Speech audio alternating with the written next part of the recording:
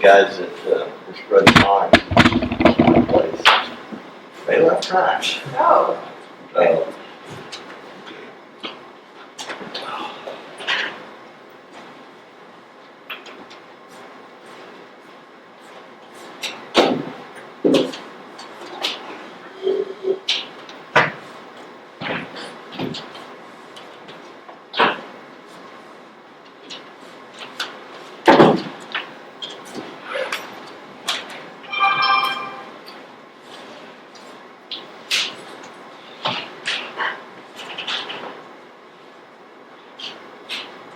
Bluetooth disconnected. My Bluetooth's off. Uh, My Bluetooth is off. I just checked.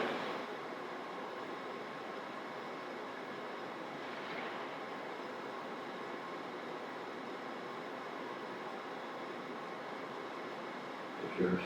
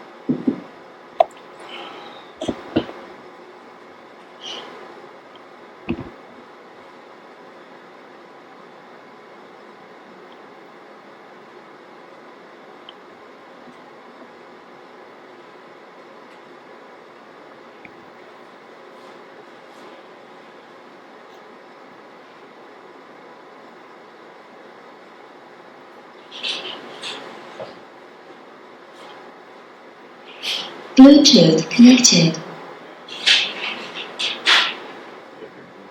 Maybe I know. Maybe I know.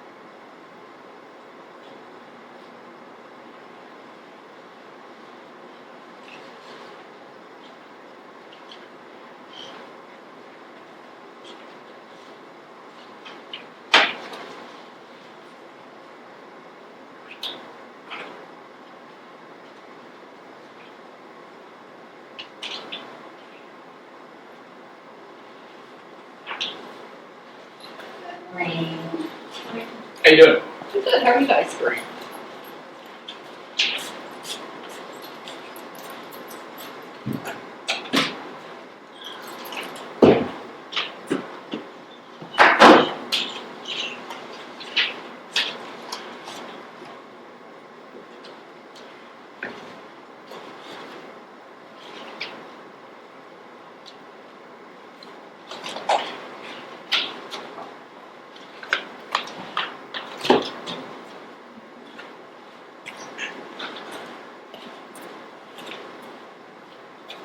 Yes, we're not here, so, oh, yeah, so we should put password.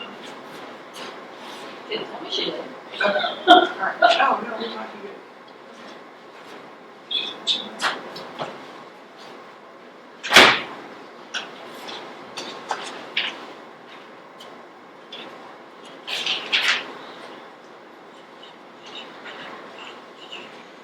How are you? I told her, once we go live, she's gonna monitor. And then we'll go to the executive session. We'll have you just call her, once that stops, just to monitor, to make sure it stops. And then if it doesn't, we'll adjust. If Bluetooth disconnected. anybody have their Bluetooth on, I shut mine. It said disconnect. Now say I'm doing this. It may, yeah. It may be trying to catch that. Just go in.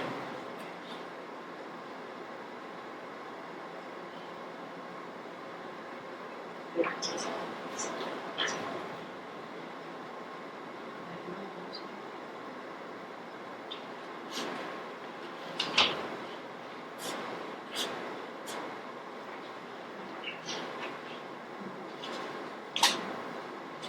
Bluetooth connected. So when I get this, Uh, I get mail and I put it back on. So where'd you put it in here? otherwise you're shut there. Let it show that. No, it still shows, it shows it off, right? Yeah, it shows it off. I'll just go turn that down.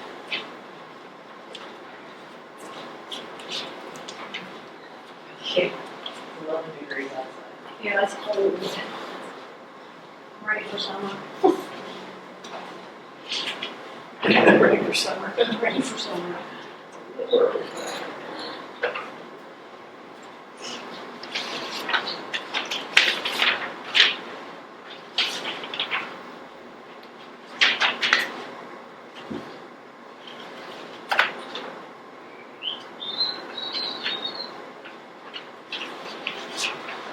It's only having a big surge in right now, so scholarships are going to be sparse.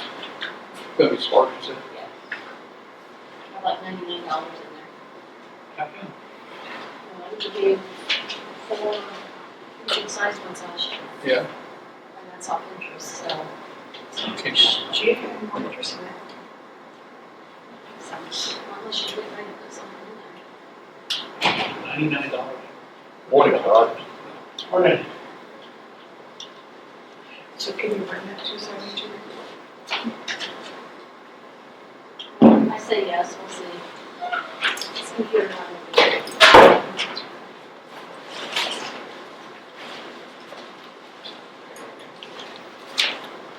Yeah, I don't think she's putting in, I think she's putting in the actual, make yourself a seat. Do you think there's something else that should be in there? I mean, Let's see. this is a projected computer, there's actually interest on that seat, that checks sometimes, it just was. I mean, it has to be big hour. That's I mean, tell you, I think we should just miss it.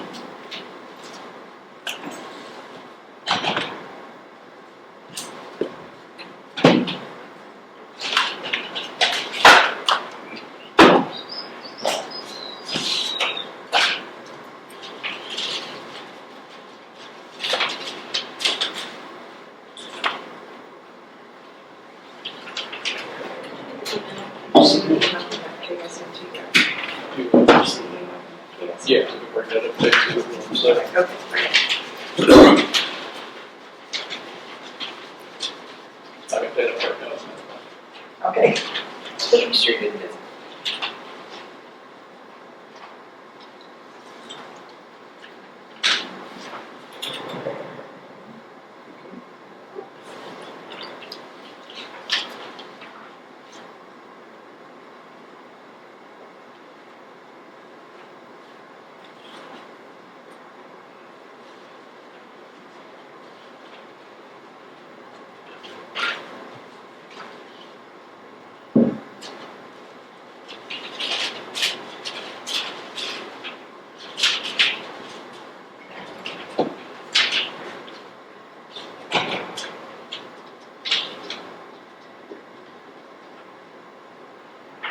She's just.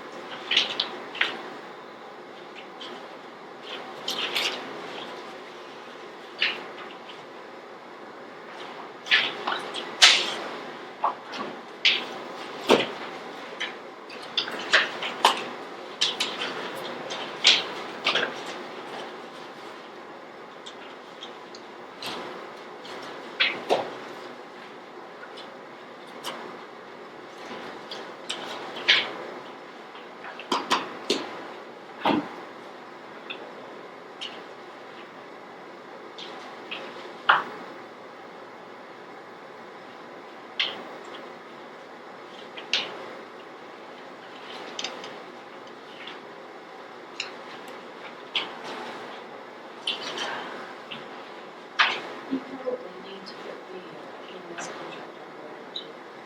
That's enough next year. It's done. Remember, we have to do the 2% this year. Yeah. So you'll have to go with the contract. Okay, so we need to negotiate a contract. I had a question on this. On these, is all wages, benefits, everything included in these amounts? So I took each department's budget, and then I just took the ad valorem tax budget. Yep. So that has everything in it. Okay, perfect. Did you send this here too?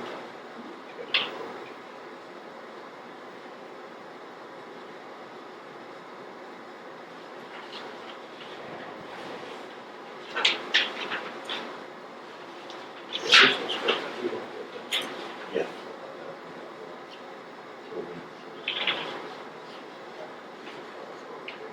That's gonna be one. I did this stuff, it's gonna be like big, it's gonna be cake and Kieffaber. Yeah, anything that we had ad valorem taxes, and then we did the ad valorem. We do the rest.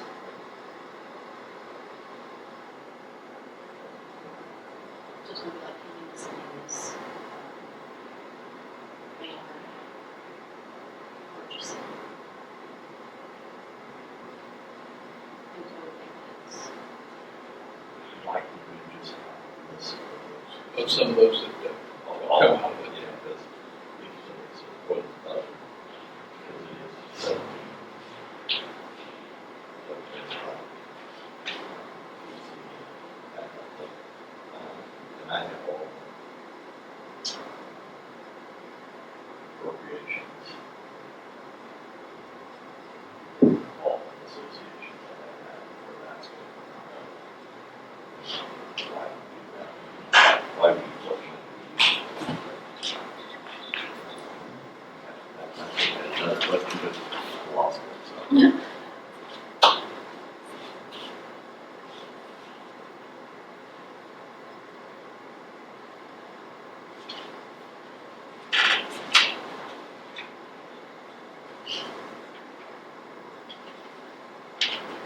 Is there going to be a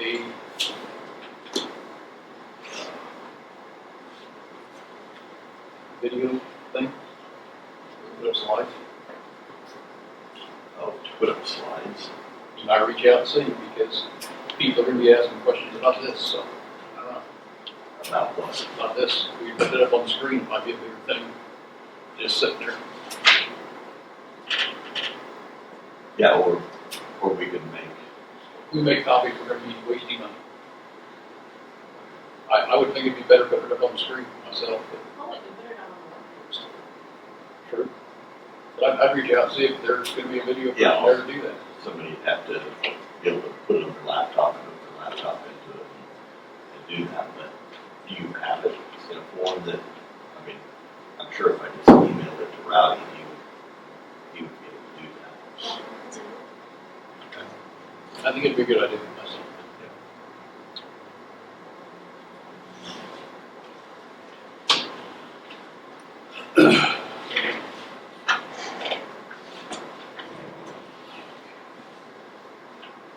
So you want to send that to me and then I'll send it to Rowdy, or you're going to send it directly to Rowdy?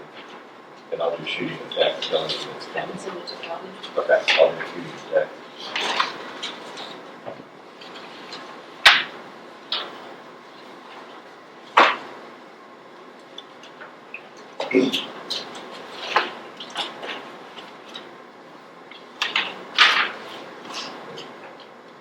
You're gonna check out the balance of the fund. When do we start taking applications for that? For sure, Yeah, so we're in the middle of the jobs. we have another application for zoning, but one which So there is.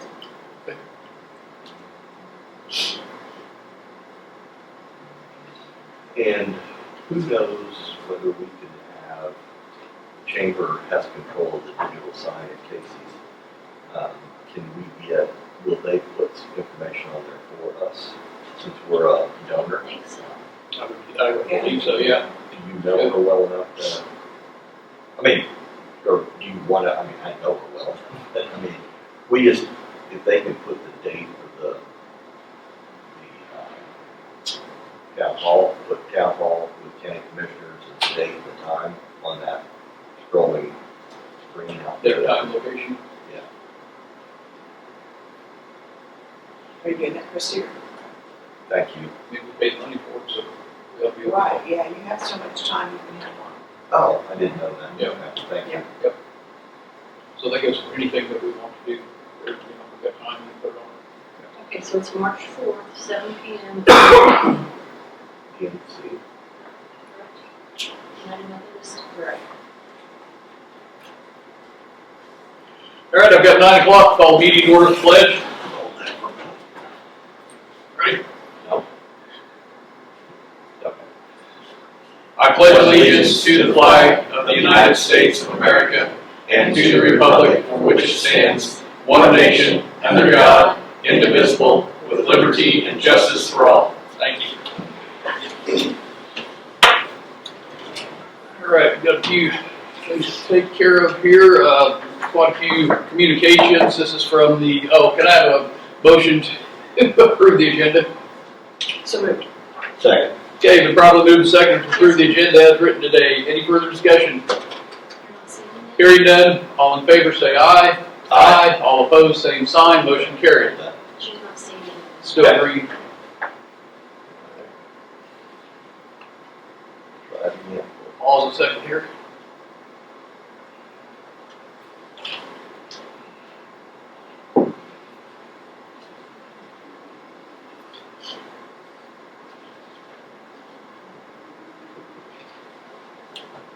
Jonathan needs to get away. Pretty music. Okay. We'll have to work on if there's another piece of information at once, so. Alright. We won't. Okay, perfect. Can you go off your phone? Thanks. Yeah, Okay. All right. we'll work on it later. Technological modes. We'll get them ironed out. Yeah. All right, so what we have here is from the chamber. It says, friends, colleagues of Jackson County, thank you so very much for your support of Hall of Fame. It was a wonderful evening of community spirit celebration. Thanks again, Ashley and Jeanette.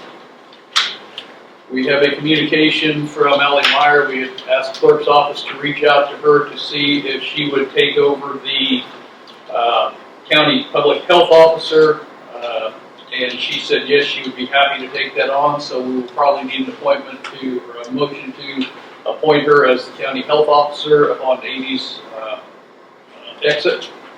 So moved. Second. Okay, it's been properly moved and seconded to appoint Ally Meyer as the public health officer upon Amy's exit.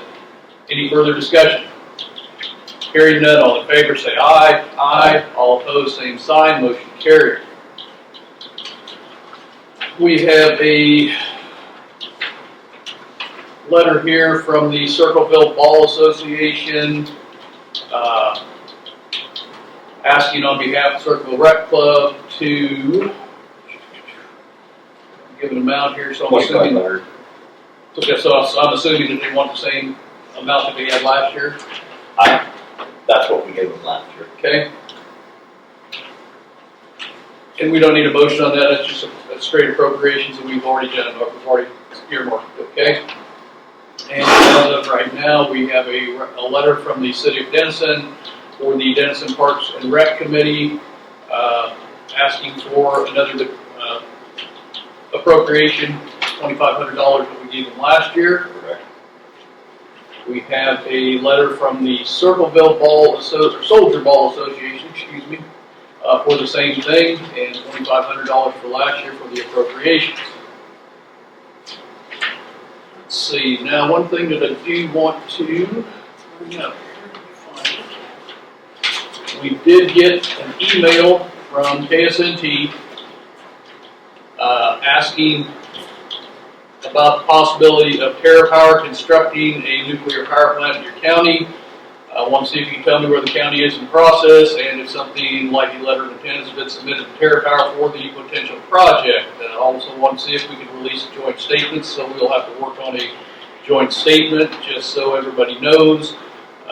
November 10th, 2025, we did pass a resolution 2025-22 on in support of nuclear energy projects in Jackson County and expressing interest in the placement of TerraPower LLC projects in Jackson County. I believe that we also submitted a letter of interest to TerraPower to the Kansas Commerce, and there was one other, wasn't there? Evergy. Evergy itself, Be considered for a possible location for that plant. So we will get a statement to KSNT. They would like it today by 5 o'clock. So if we can work on that after we get business taken care of today and get them a nice little statement, then I think that'll be good. Whenever you're done with that, I'd like to make a statement about the firemen's. Yep, you go. Okay, so on last Wednesday night, we had a fireman's appreciation dinner put on by Pat Cordy, our emergency management planning department. The county commissioners paid for that. We chose a fireman of the year.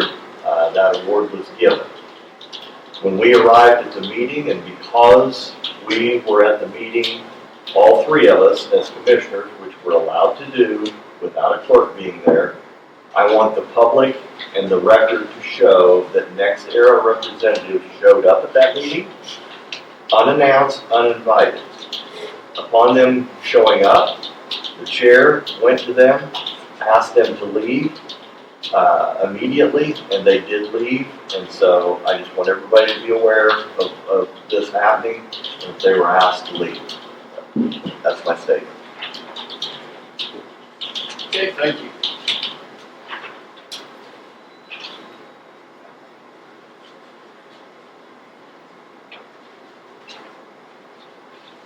You want all these back, don't you? We also did get, which I don't think we probably are going to do anything with it, communication from Lux Fleet in regards to state of Kansas Fleet Card Program for fuel.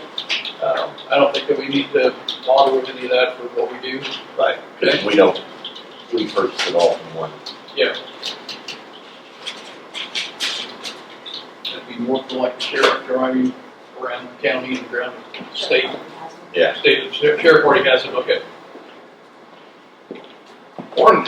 How you guys doing? Right. The sheriff and stuff.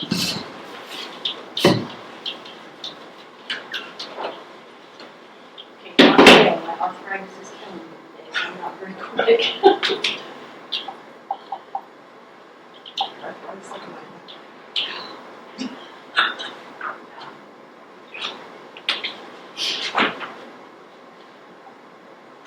Hey Scott, will you look at this real quick before you sit down?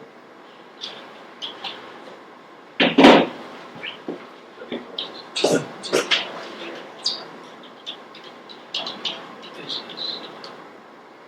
Just read what you got underneath.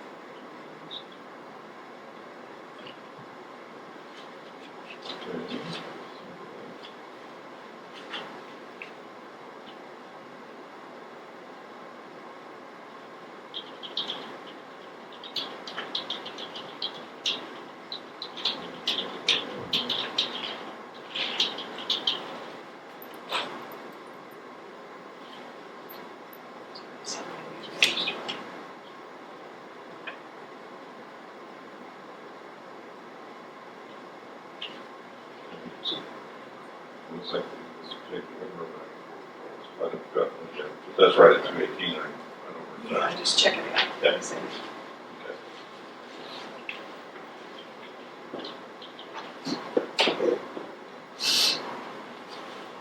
And that is, Landon, Brandon is off the shoulder, so guys are doing that, he's only getting greater. Okay, So, that's good to know too. yeah, All so right, he is learning. okay.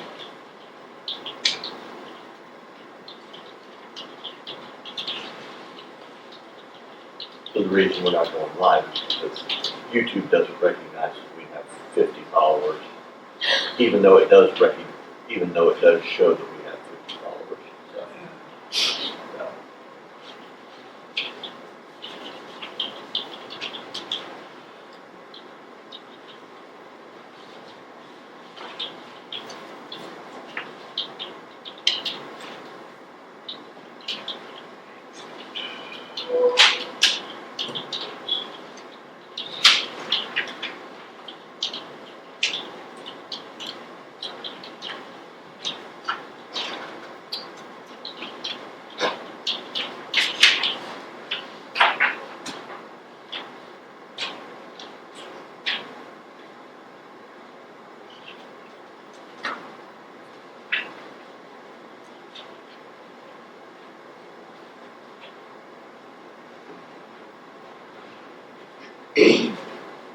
So, Shot Ashley an email. What's that? I shot Ashley an email. Okay. Perfect.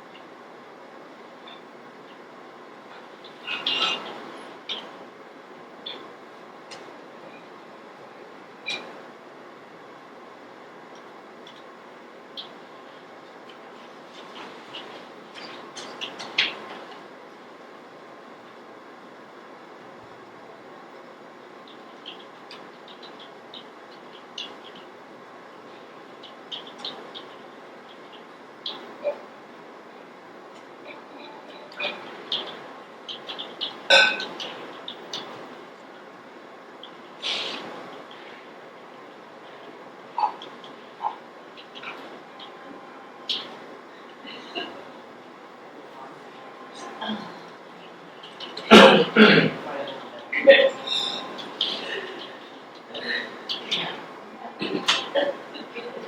commissioners can help you. Usually. You're gonna need. Is it a traffic ticket? Okay, you're gonna need.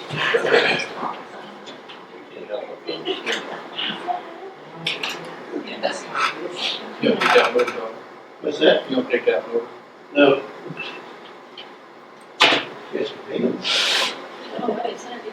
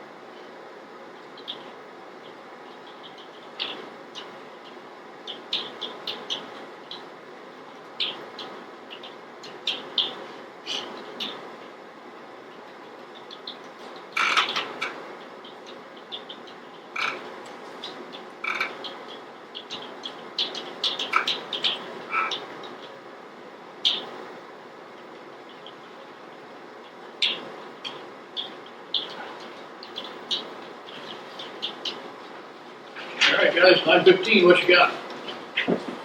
Okay, the question about the quarries where they're KDOT approved and things, we got information from KDOT. There's a website that I can forward you guys for future. It's very difficult to get through the thing. I was looking for it, I didn't find it. Oh, it's very difficult to find. Yes.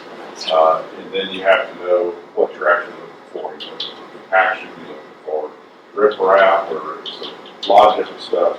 Easiest thing I found is like the KDOT guy called me and he said, well, just send me the quarries you're looking for and I'll get you information. So I've got that. Everything is KDOT approved except for Atchison right now. They're doing the testing right now. It'll be about 3 weeks to see if they get that done.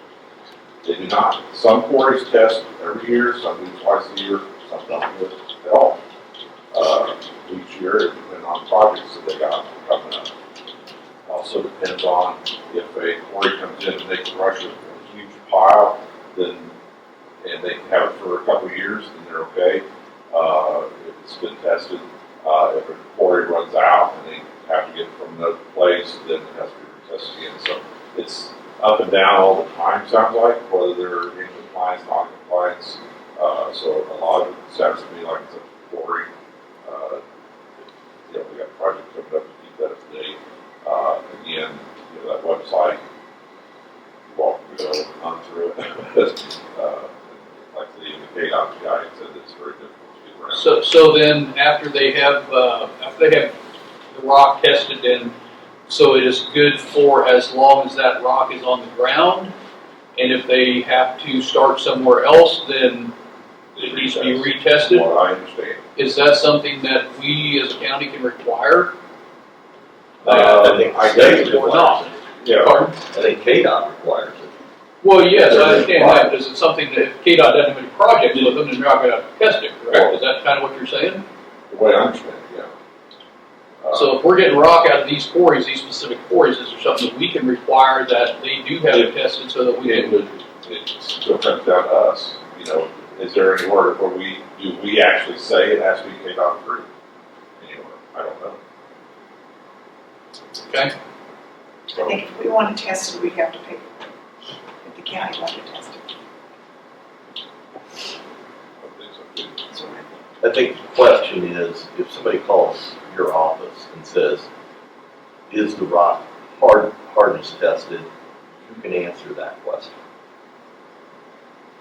Correct? Yes. Based on Denison Court, where we buy Where from, we buy from, you can those answer that. quarries test. Okay, that's all we need to know. So if a patron calls in and says, are you testing for it? And are the hardnesses to the standards that they need to be for our county? Which we're gonna adhere to probably the same thing that KDOT does. You can answer that. You or Joe can answer that, and you have that information. At this point, yes. Okay, that's the important piece. So we follow the LTAP standard, is that correct? Is that, is that, and as far as what we're trying to get the roads to, I don't know follow that the we LTAP have- standards? Yeah, we follow the standard that LTAP has created, the book that we have. Yeah. And, On how to maintain them. but I don't think it has. So I didn't know if anywhere in that, that was my point, I didn't know if anywhere in that, if it stated anything like that, I or, don't believe so, but I have to look at that specifically. yeah. But if it's tested and it's tested to state Kansas standards, I think that's sufficient. I agree. So, as long as you guys can answer that question, because I'm gonna direct a phone call, is your gravel tested and are the hardnesses sufficient? I'm gonna direct that question to you guys. Because that's come in play, and you have some employees who have told people in the community that certain quarries don't have hard gravel. Now, I don't know if they're gemologists or whatever they are, but apparently they don't have that information that you do. So maybe, You know how an employee tested a rock in front of me one time? how's that? He picked up a piece of rock with his pliers out and crushed it. That's not very hard. What does that tell me? It doesn't. It doesn't. It doesn't tell you anything. So as long as we have documentation that we are working with quarries that do test for hardness and compaction and the correct amount of percentage of fines to gravel, that's our responsibility.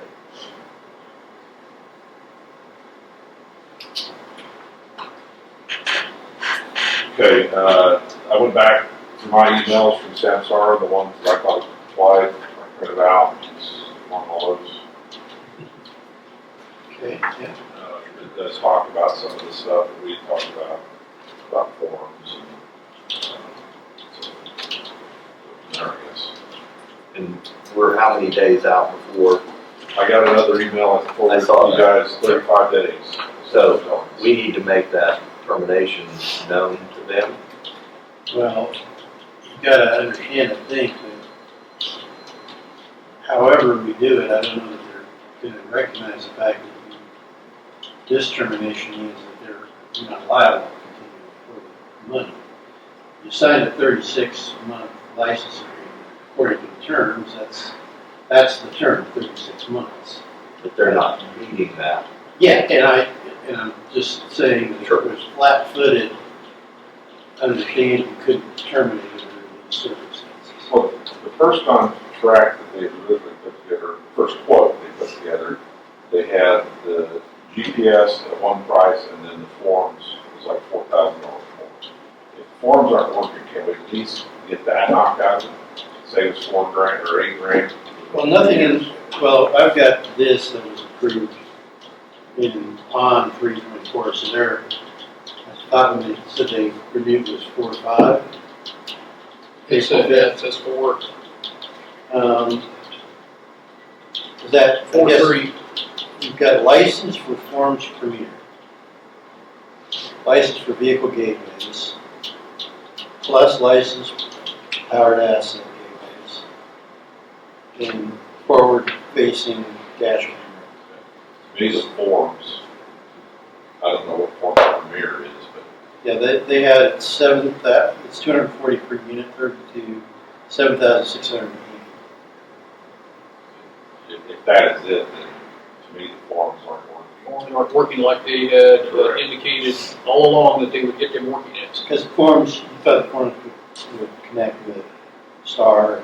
Well, first they were going to create the forms for us, and then it started working back and forth. But we ended up, we started working on just one form, and got it to a certain point, and then it went backwards to where we didn't work with it. All the information disappeared, and then we got somewhat back, and then it's kind of, well, you guys change and do your own forms. Well, I still to this date cannot change a form. Jennifer could. I can change a form, but it won't save it. Put it that way.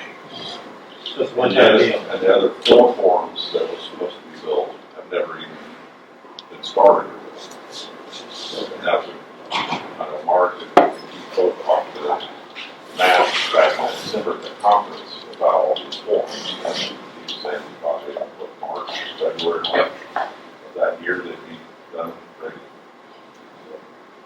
And I know that on the first form, after messing with things a little bit, there were some other things that we realized that SCARS could possibly do with that. So I know we did make some changes on the form, but the original form still was not working like it should. Okay, so we're talking about termination for breach. Mm-hmm.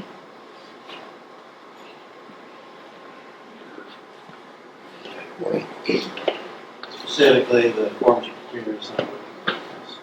Correct. And without that, then there's no need for Right, that's the whole the deal. database. The form was hopefully going to save us time out there now. Yep. Well, doesn't look, we'll have another meeting on the 2nd, so 30 days before again. I'll look over the history, get something together, put on its best footing, and we'll go from there. Okay. Thank you. Okay, heard a question the other day about mid-states and this 50,000 tons contract that we had with them. We did not meet that last year, it was only around 22,000 tons. But even at that, the price difference, for that same 50,000 tons, if we provide with mid-states, it would cost us $340,000 more to buy from solar. Well, I really can't justify spending $342,000 more if you get back $100,000. Yep, I appreciate that. So that's the information we need. Yeah, and we did get the information from Wednesday last week, and they are going. Again? They are going from 21.50 to 25.15. So You're kidding. $3.65 increase per ton. So that's 3 increases in 9 months? Yes, and if you were to take just the 50,000 tons times that 25.15, that's higher than our budget. That's $1.25 million. Our budget's $1 million. 3 price increases in 3 months, or 9 months. One of them, we just got the last one in January, February, No. or December, wasn't it? Was it December or November? We got 2 in 25, we got 1 in January, or right before the first of the year. Well, I think that made it, I know Soldier had. We just got that in January, I thought. Right. Sold. Right. Right. So I, Mid-States, I think the last one got the way in possibly July. I think we had one in January and then June or July. Last year. I wonder if it would be beneficial for us to have a conversation with mid-states to see. Yeah. We're gonna have to renegotiate them some things, and I think we have a contract coming up with them, on that, this year also. Yep, I would agree. So, I mean, we can offset that by, applying a surcharge for every ton sold out of there at a much, much higher rate, if that's the game we're gonna play, but. Right now, the difference, even with the increases from Soldier and Mid-States, it's $6.84 difference per ton between Mid-States and Soldier. Yeah. Okay. And if you want to talk about Atchison, they're at $17 versus 25. All right. That's unfortunate. The only other thing I got is, you guys emailed on the roads for Rocky all last week. No, I don't think so. Oh, never mind. I scanned it to myself and then never sent it to you. I will send it to you. We got a very busy period with her, so, Okay. sorry. So I'll get that sent. The rock we've been hauling down there at B and Topeka Boulevard, there was a lot more there than we thought. There's probably more like 40 loads. We should finish that up this week. Most every bit of that's gone out to B and 118 in that big ravine that was got theirs, so far almost done with theirs. Like I said, we should get that wrapped up this week. Same with the B-118. Then we're gonna take the equipment and move on here to 134 and the highway where Hoffman Brothers is at. We've got a bunch of that big concrete in there, he said we can have, and he said possible has some more dirt for us also. So we're gonna try to get that while we got the equipment down on that end of the county. That's all out there. And Perhaps we may need some more chairs. Sorry. Thank you. Bryson did get his scanner order. Yeah, he told me that. Yeah. Now that'll do the pickup trucks, won't do the big trucks. He told me that it should do some of the big trucks too. It's not what he told me this morning. It's a pickup truck. Somewhere in the middle lies the truth. Yep. The only other thing I have is a Troy haul hour coming this morning. And on B Road, south of 214, there's a small section that is gravel. He would like to carry the gravel on down about another 200 feet, to go to an entrance of his farm. That should come into maintenance. I don't know. So I just talked to you guys to see about the resolution. Add that us, and normally, the landowner pays for the rock, and then maintain it after. Is he living there? No. Okay. Farm. Yeah. If we did that, we're gonna have good for everybody, so I can't see how to do that. He said he'd pay for the rock, If he will, is he gonna pay for the rock, he just wants us to spread it? pretty much, yes. Well, pretty much, meaning, Yes, he would pay for the rock, just like we did that on, I think it's 254D. The gentleman paid for the rock, we prepped the road, and, all the rock.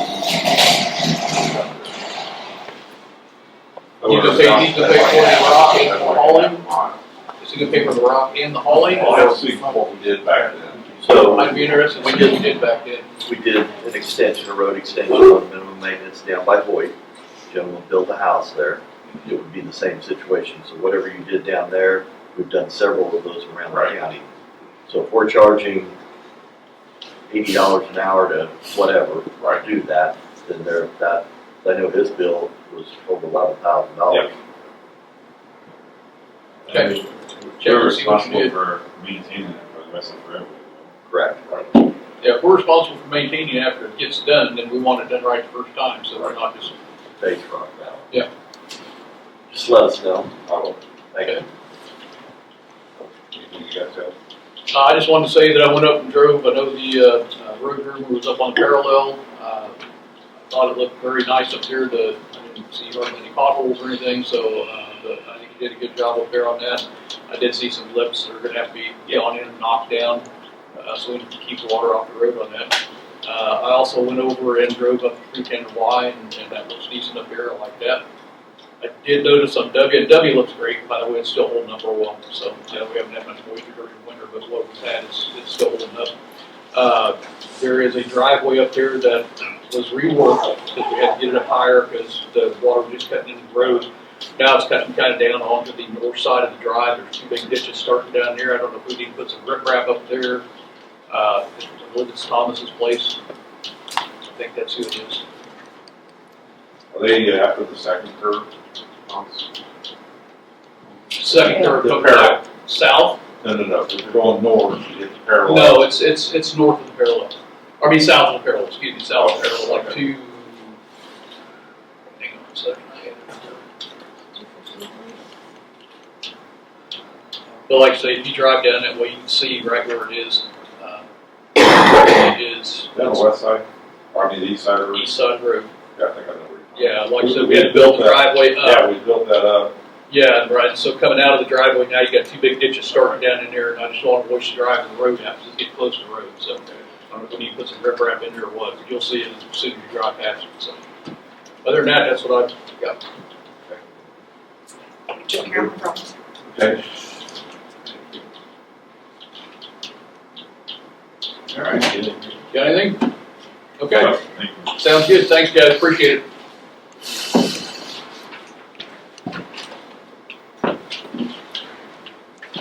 Good to have a hot seat. Morning, guys. How y'all doing? Good. Well, thanks for coming. We haven't had one of these for a while, so we thought it's kind of important to get you guys in here and talk to you and see how things are going. So, who wants to start off? Kurt? Right in the hot seat, buddy. Just what's going on, or? Yeah. What do you got going? We Concerns? Anything? I've just been kind of working down at the event center, getting that thing,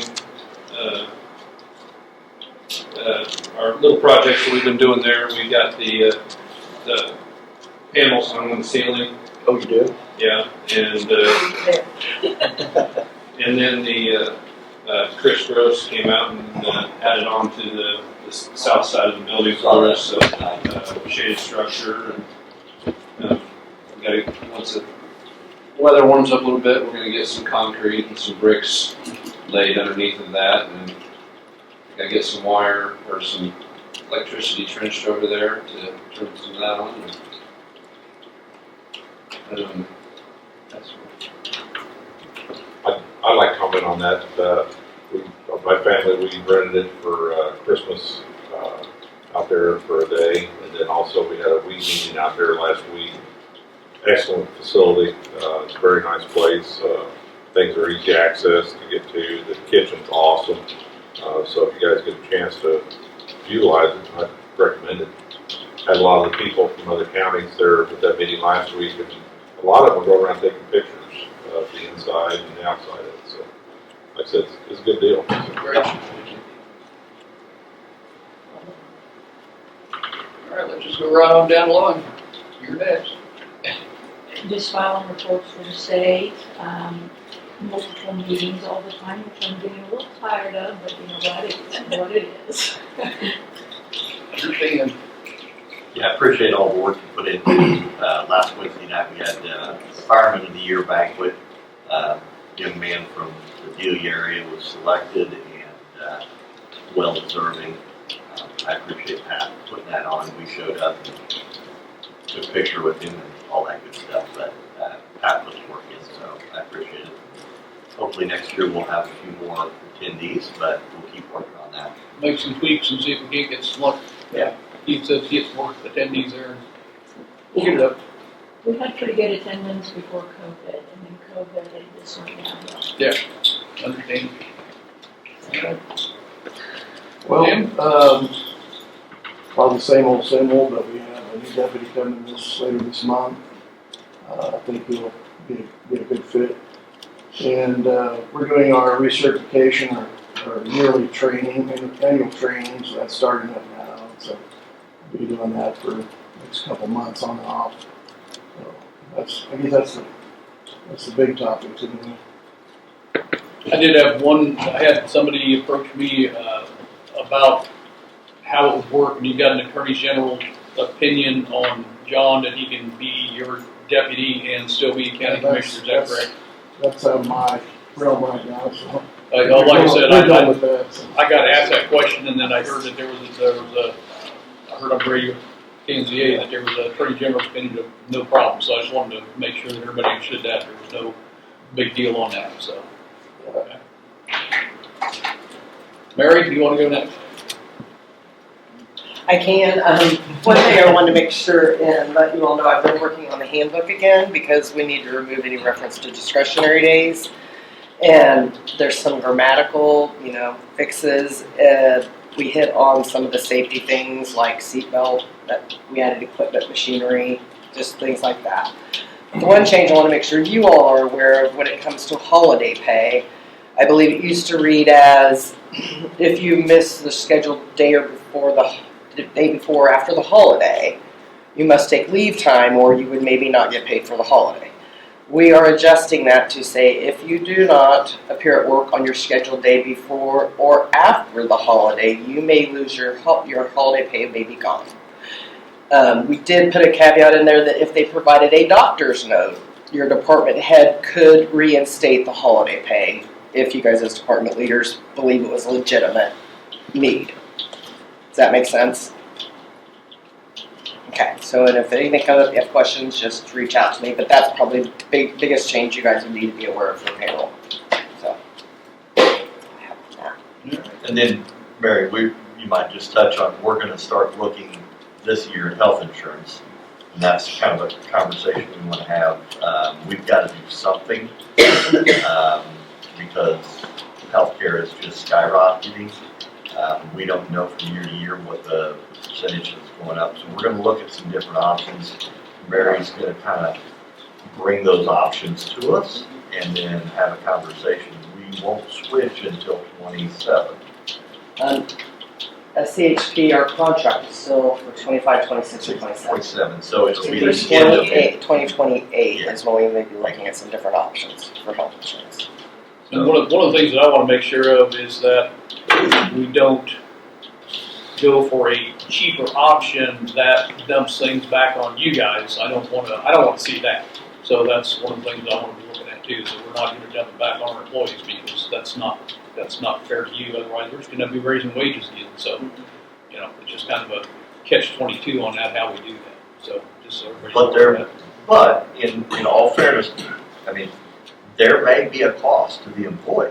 So I don't want you to, I don't want to say that. Yeah, I don't want anybody to have a false impression that there may not be additional costs, because there are some options where the employee actually pays on a single plan for the plan, and so that may be something we look at, because it's huge. Kate? Just printing off valuation notices, so we'll be folding and stuffing all this week, so we'll just start our processes over again after we get those done. Lisa? Everything seems to be going okay. Don't really have much. Right. Eric? Just finishing up the FY27 comprehensive plan for KDOC, getting that budget all squared away and everything else. Bring it back in. Do need your signature on it before I send it into the state so they can approve it. But outside of that, just training up 2 new people, seeing they seem to be progressing well. So hopefully they'll work out. Sounds good. Starting off the week of the 9th, we are going to accept a small courtroom down and start the renovations. We've got carpet coming on the 12th, and the new sound system will be here the week of the 16th. So that's coming right up. And still trying to figure out some of these insurance things on how to do them. And I'd like to sit down and go over some of them with you guys and just get your input on some of them. Most of them have to do with Amanda's building on their outside units. So that's something too. Yeah, K-Works come through the other day and inspected our building up there. Bryson got to talking to him and was going over some of that risk management deal, which is a third-party deal, and was showing it to him, and he's like, "Why are they doing this?" And same with the $400 piece of metal that had to go in between our oxygen acetylene bottles on our torches. The risk management said we had to have, because you had to have a firewall basically between torches or between your bottles. I'd never heard of that. It's K-Works guy had never heard of it. The partition deal that was put in there was $400 for sheet metal. Anyway, it's done. He looked at some of the stuff with Pat on those cages he was talking about. And so there were questions about that. So my deal is we got K-Works, we got this risk management group coming in. Who do we follow? So one saying do one thing, the one third party saying do the vendor, the gentleman that I took around, they, I believe, are doing this work for K-Works, correct? Correct.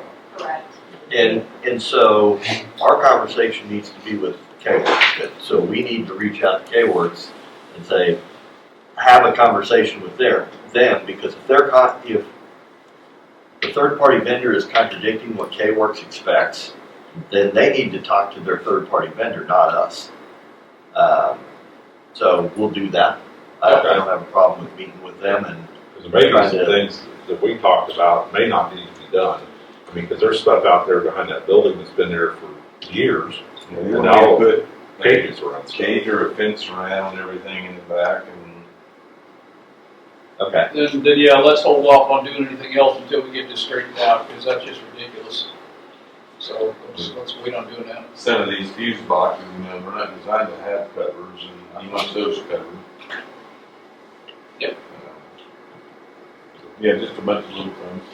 And we're getting most of them done here. I mean, I started painting steps Saturday, I think I showed Keith.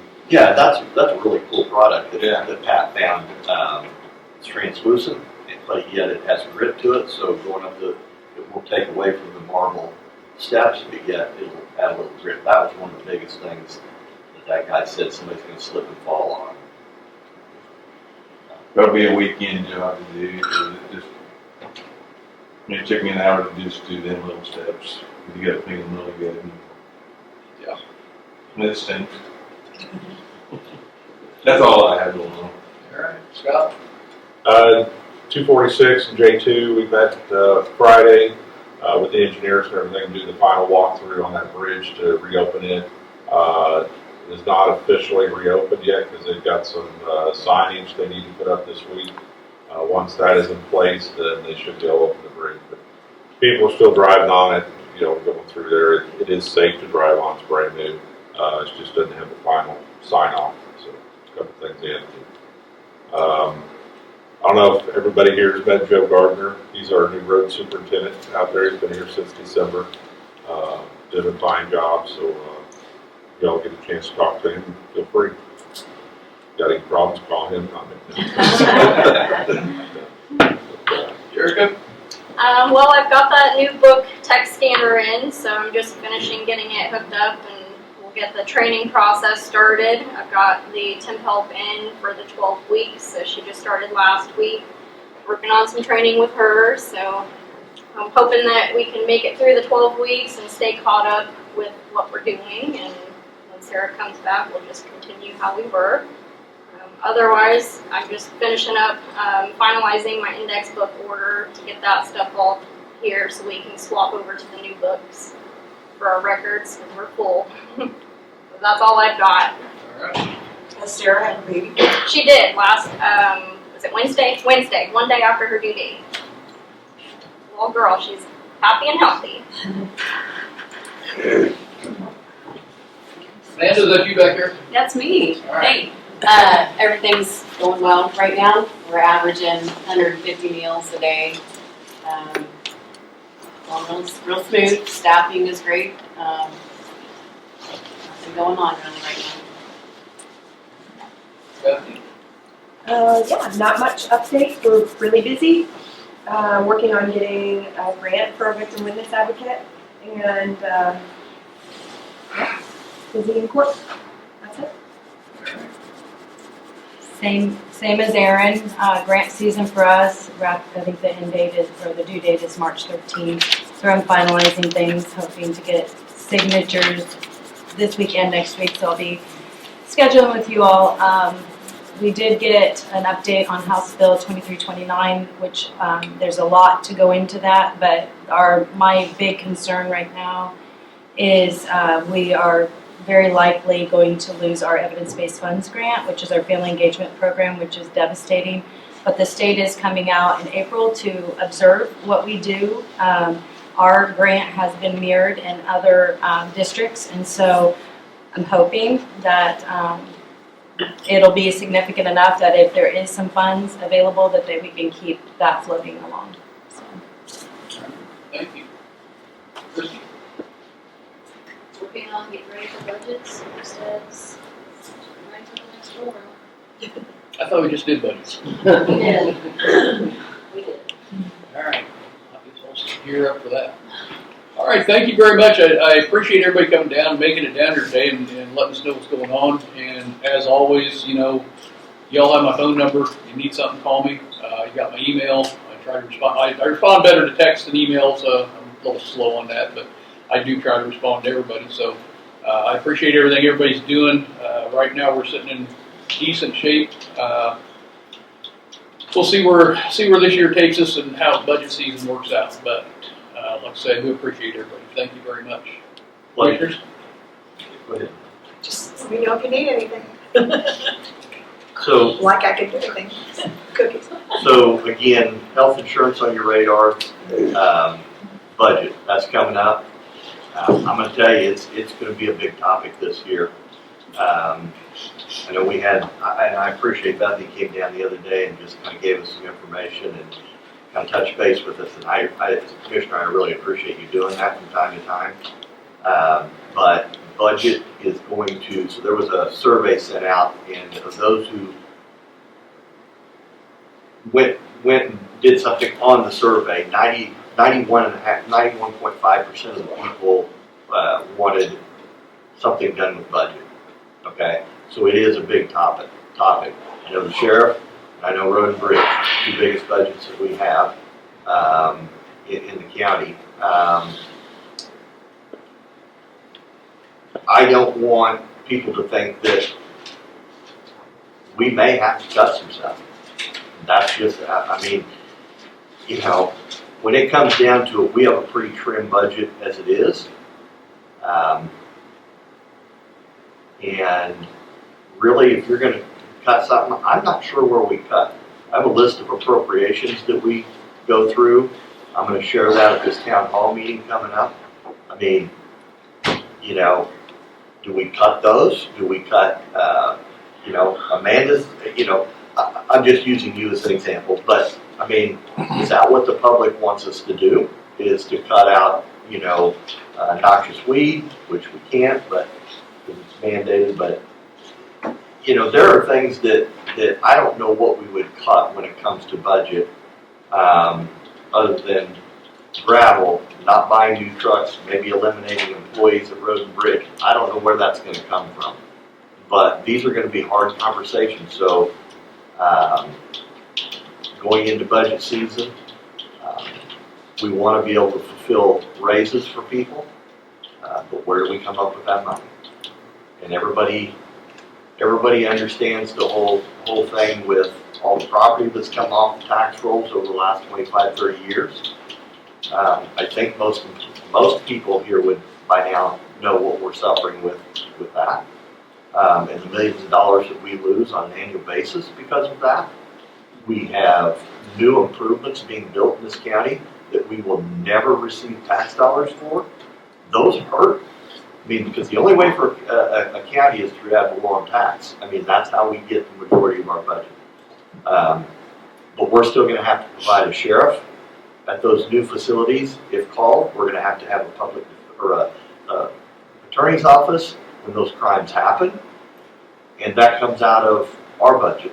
We're not getting any help with that. So I just want that to be on you guys' radar as we go through that.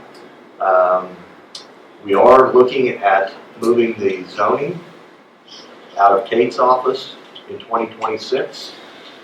We're going to move them, create an office or open up this office downstairs. Public service and getting better public service to the community by having somebody who is dedicated. Kate's office is extremely busy. Valuations, going out and sending people out to value 1/6 of all the property every year requires time, personnel, and to do these jobs right, we believe having a new zoning administrator taking care of that is, I think that's important because making sure that people, when they come in for a building compliance permit, that they get all the information and the help they need. Not saying they aren't at this point in time, but it's getting difficult for their office without hiring more people. So we believe as commissioners, separating those responsibilities out. That in no way, shape, or form means that we're going to hire inspectors to go out and inspect electrical or concrete or any of that kind of stuff. So just giving you guys that information, just so you have it. So anyway, I appreciate it. I would encourage all of you to attend Town Hall on March 4th, down here at the Methodist Church, right down the road.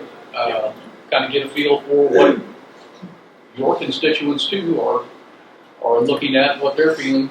So I would encourage you all to come and just sit and listen.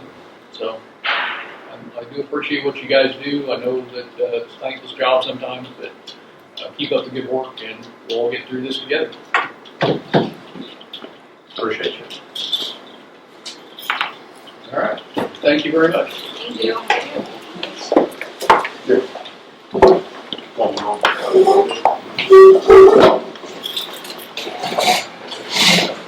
Bethany?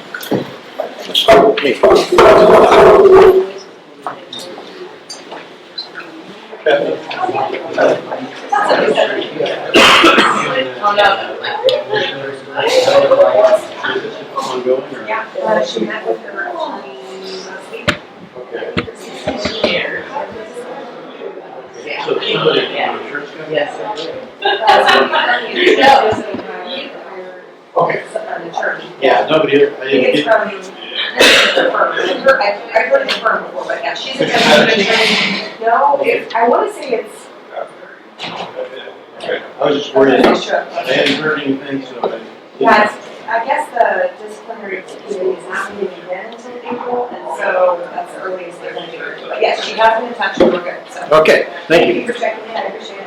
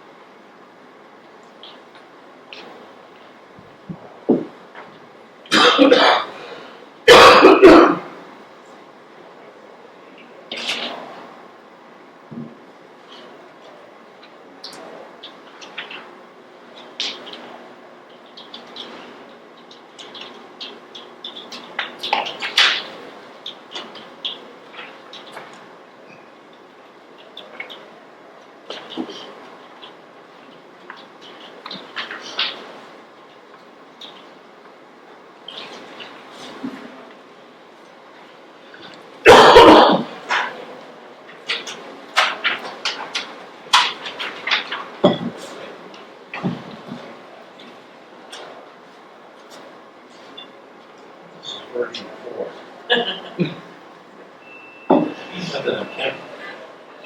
Thanks, sir.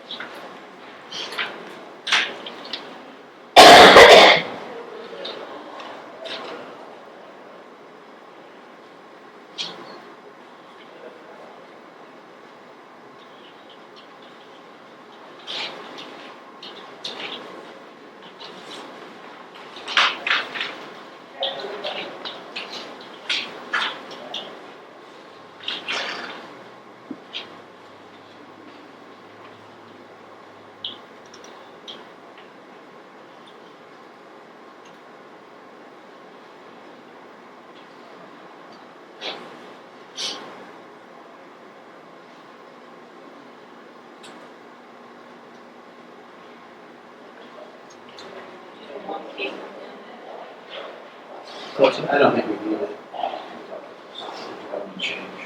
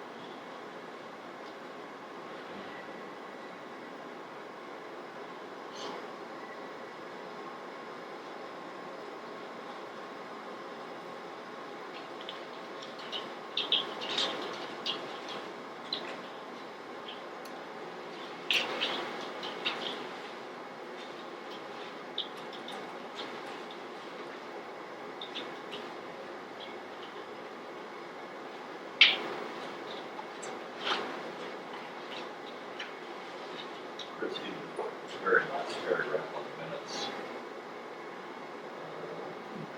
It reads, Keith said, there are certain times in the year when graders will pull the gravel off the shoulder and leave winter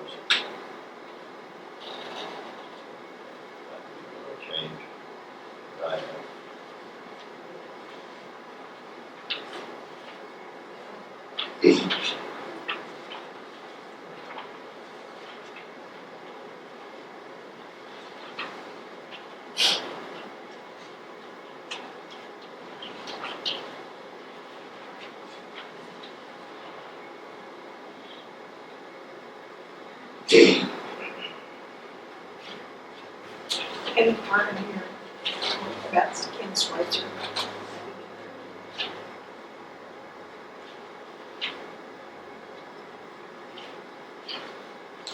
Since no one has paid attention to for several years, it stops at Randall's Driving to Rock, stops at Randall's, or Dock stops at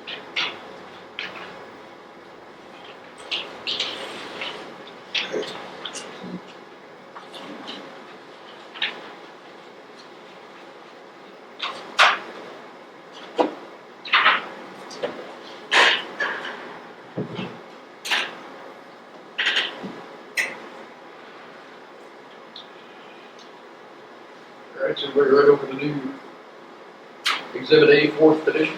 Yeah, the only change is 14F. 200 square foot. Yep. So that's good, then I'll just take it up to Kate. The next stage is approval by the planning commission and back to you guys.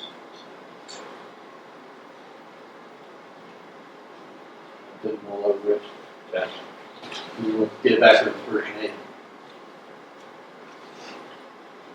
In the, and I just want to make sure that this is, I know it is, but in the regulations, that it does state in there that agricultural facilities, then that will be less than 200 feet, do still require a building compliance permit, correct? Somewhere in the regulations, it does state that. Say the last part of that again. An agricultural structure greater than 200 feet still requires a building permit. It does say that in the regulations, correct? It doesn't say that way. How does it say that? Okay. In the not in these regulations, but somewhere in the regulations. So this here this doesn't say that at all. Well, I understand because you're taking part of Article 6, Section 5. Right. It says these are the exceptions to the regulation. Yes. So everything in that book applies to you unless it's in this paragraph. So C is where we say agricultural structures. Mm-hmm. So you would fit under that one as long as it wasn't in a flood. And then 200 square feet or less, and you had 200 square feet or less, then that would fit too. So if you had 250 square foot building and it was an ag use in the floodplain, you still have to apply. Yes. Because you couldn't find the exceptions don't work.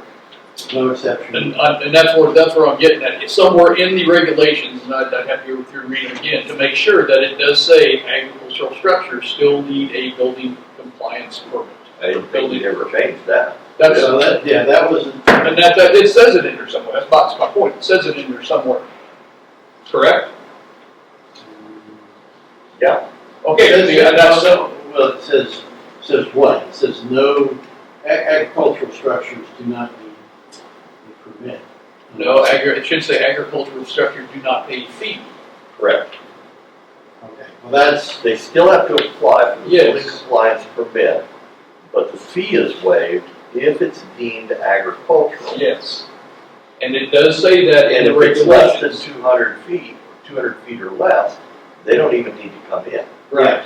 So that's because it's tied to an application for a building permit, and that brings you into 3 and 4. Yes. Section 3. Section 3.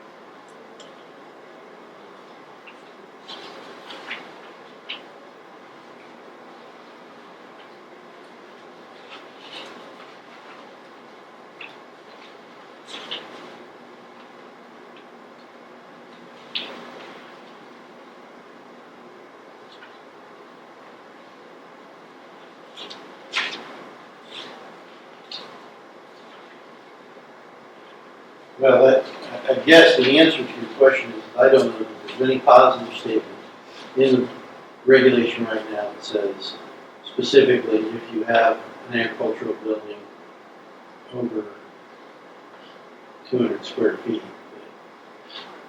you have to do it. It doesn't. The only place that says that is on the application itself, correct? Well, but you would also say the regulation's not applying to you at all. Under 200 square feet, you say they don't apply. Right. And you're not getting you're not even signing up for the permit because the whole thing doesn't apply. Right. In the same respect, if it's an agricultural structure, the fee is you don't have to go. There's no regulation for you. Last page it says number 3. Last page of the news. Of this, yeah, it says, no fee shall be imposed or assessed against the landowner applying for a certificate of zoning apply. I want to make sure, where does it say in here that they have, agricultural structure has to? It's, all buildings have to. It doesn't specifically say, it's all buildings, everyone has to apply for a building permit. If we're gonna separate agricultural out and say agricultural, are we gonna put horticultural, are we gonna put, and list I'm them out? understanding where you're coming from, but I can see a problem with this in the people's coming up with, well, you said I didn't have to apply because the regulations don't come to me. They do. But that does, you would say, okay, so why do you not have to comply? You have an agricultural Why do you have to not have to comply? Because you can say, well, this analysis would be, okay, why does my agricultural, what's the rules of my agricultural? Oh, well, am I under an exception? Okay. C, this is my exception. Agricultural structures are land used for agriculture, except in defined floodplain areas. However, structures on properties located or subject to agricultural use are still required to obtain certificates of compliance. So then I read that and I say, okay, well, I got to get the zoning compliance certificate. Right. Okay, that's all I want to make sure of, that we're clear on everything, that they're not going to come back and say, well, because of that last line, they're not subject to the regulations, the applicable regulations of these regulations. I just want to make sure that we don't have to come back and do this in 3 months again. That's all I'm trying to make sure that we don't, I'm trying to get this all nailed down because this has been an ongoing, dragging out thing. So, everybody's happy with it?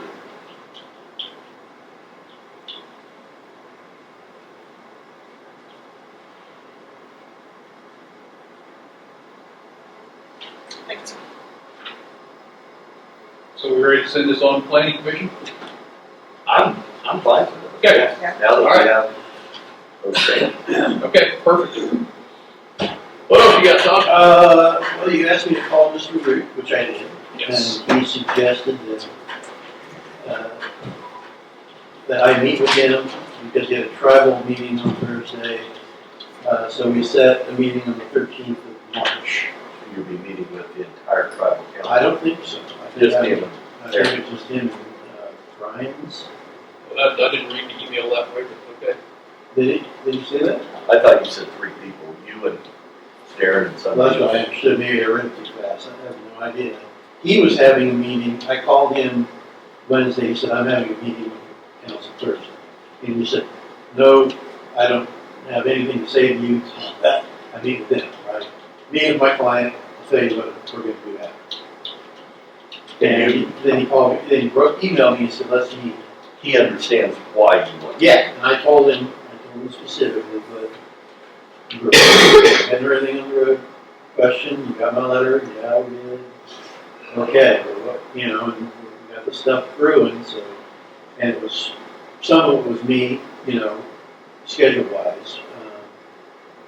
As a part of that, note that I won't be here, I'll be here on March 6th, I think. I think it would be beneficial for you to take a copy of what Road and Bridge put together over the last 20-some years that we've been maintaining those 50-some miles that the BIA says is their responsibility to maintain. It's a bill for over $5 million. I think you take that bill with you and ask for compensation.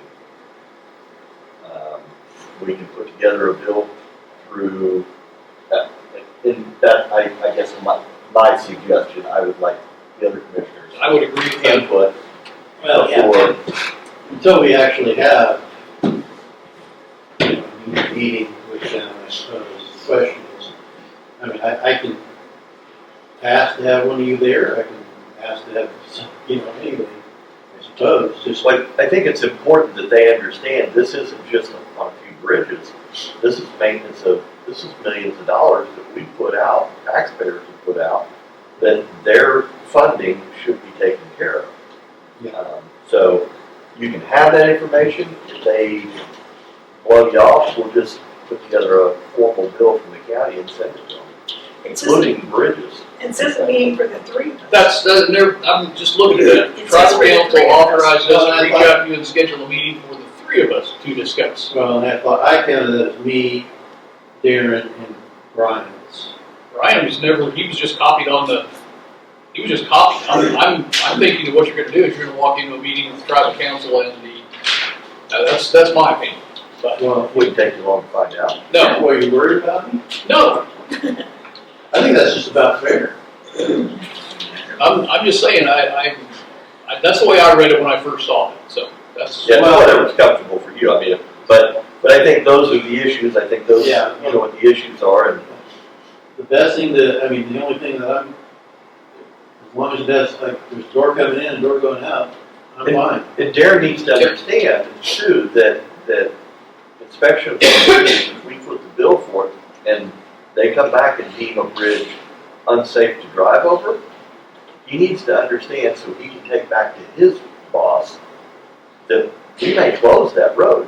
We're not gonna come up with $1 million or 800,000 out of our back pocket to fix a bridge that they're supposed to be maintaining.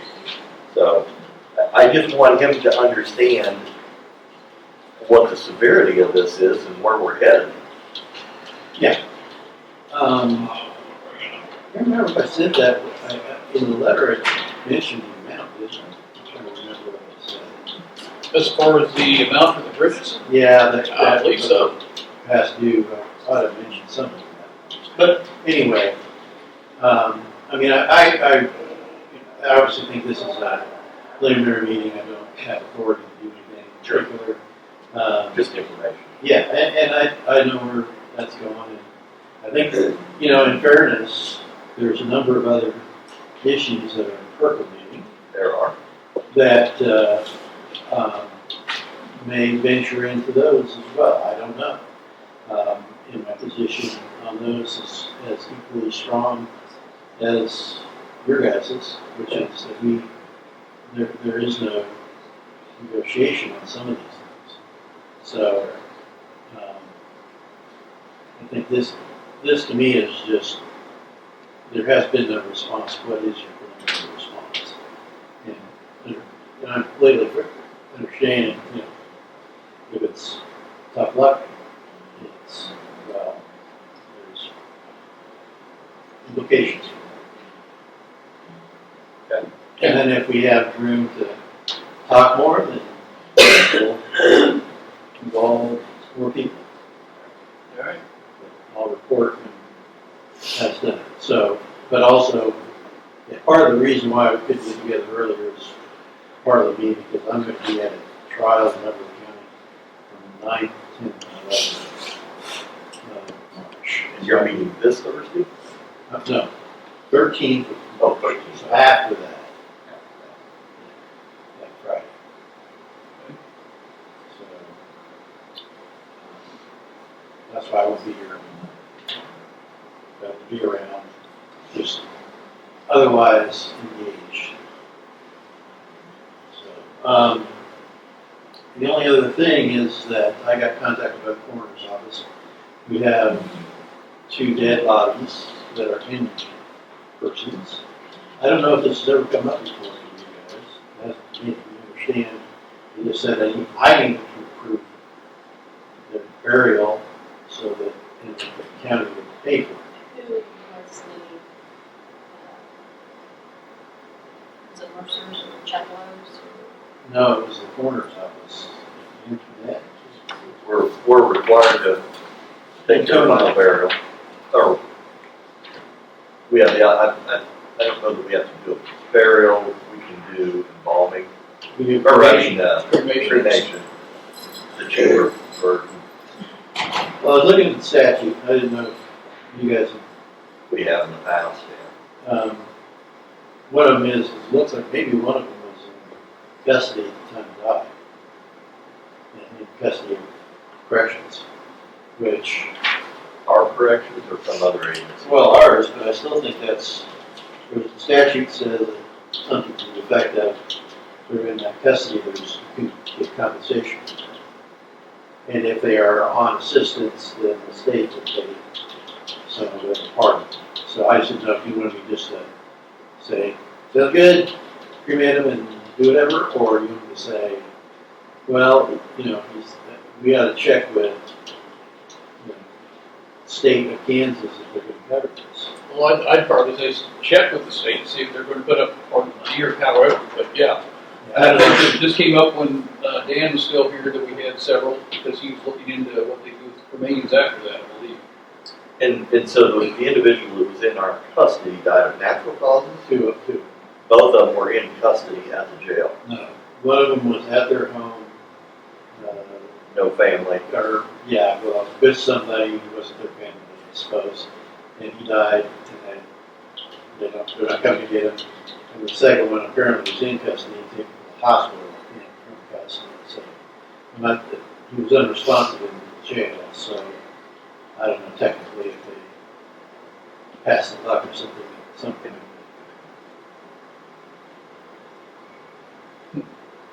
Yeah, I think we need to dig into that to make sure, I mean, we'll take care of it, but if it's our responsibility, if the state has funding for some of that, You think the state would have some kind That's probably one of those things that you pass on to us in the corners. The other one, 17. I mean, I know we've done it in the past, we've taken care of, we've had elderly people who passed away and no family that was willing to take care of them. And we've done everything we needed to do to take care of them. Yeah, I just think that whatever it is that they do with the remains is part of the And I think that's what Dan was looking into, I believe, and he said that they keep the remains and you can't get rid of them or something. They keep them at the crematory. Yeah. If no one claims them, and then after a certain period of time, they're disposed of. That's unfortunate, but that's what happens. Yeah. Typically, they just get thrown in the trash. And that's not our responsibility, it's the crematory or the funeral home that handles those.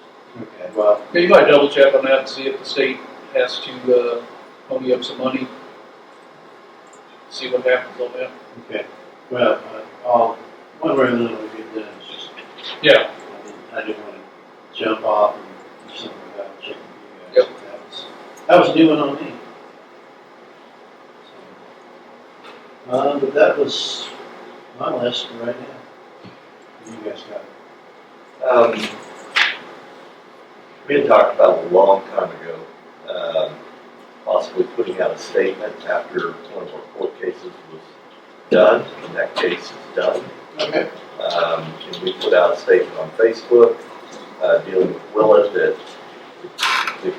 I want the public to know that we were found not liable for anything, and it cost the county taxpayers money for a frivolous lawsuit. Sure. but should we wait till 30 days, is that? Well, that is really, I mean, you can couch it in terms of, I don't know that there's anything requiring finality like that. This is all just kind of, not dancing before you hear the song. I think the song can always appeal. Yeah, everybody can appeal, and 2 years can pass before it's all said and done. So I have no problem saying, telling what the ruling is. You guys okay with I'm doing something like perfectly fine with that, yes. I really think it's important. It always makes big press when somebody comes after us, but it never makes any kind of press when we're found not liable. And the fact that what it costs the county taxpayers to defend these kinds of things. Yeah. Well, So, yeah, and I think, I guess, do you guys want me to try to draft something that's just based on the ruling, or do you guys want to do that? you know, in very layman's terms, that talks about that we were found not liable in any of the accusations made by Mr. Willett, and then what it cost us in attorney's fees, because I know most of it was handled by, We still have a deductible. we still have a deductible, that's exactly right. There's some time in my That's exactly right. thing So about setting this up. those numbers incorporated into that, and then we'll put it on our Facebook, and we can share that with the newspaper so that they have that. I just think it's important that people understand. Yeah, I think this is. Not just one side, oh, the county got sued again here, you know, Yeah. what they do wrong. Now, I want people to understand, people could bring frivolous lawsuits at any time against the county, and what it does to eat into the budget when everybody's concerned about the budget. So that's my idea. Yeah, and I think it really is, part of this is a problem, part of it is inaccuracy in the issues, because like we said, the question is not, it was couched as an open meetings problem, and that wasn't what you guys were having a problem. The problem was that the public has the right to know in statute when zoning matters are going to be changed. Correct. They have, and that you can't, strip something out and put something new in, like the legislature does. You have a notice of people, and they came in maybe expecting wind, and they didn't care about, or maybe they care about solar, but they don't care about wind. And So, yeah, if you want to put I would together, agree, put together a statement and Okay. Get it to you guys. you agree with that? Yeah, I do, definitely.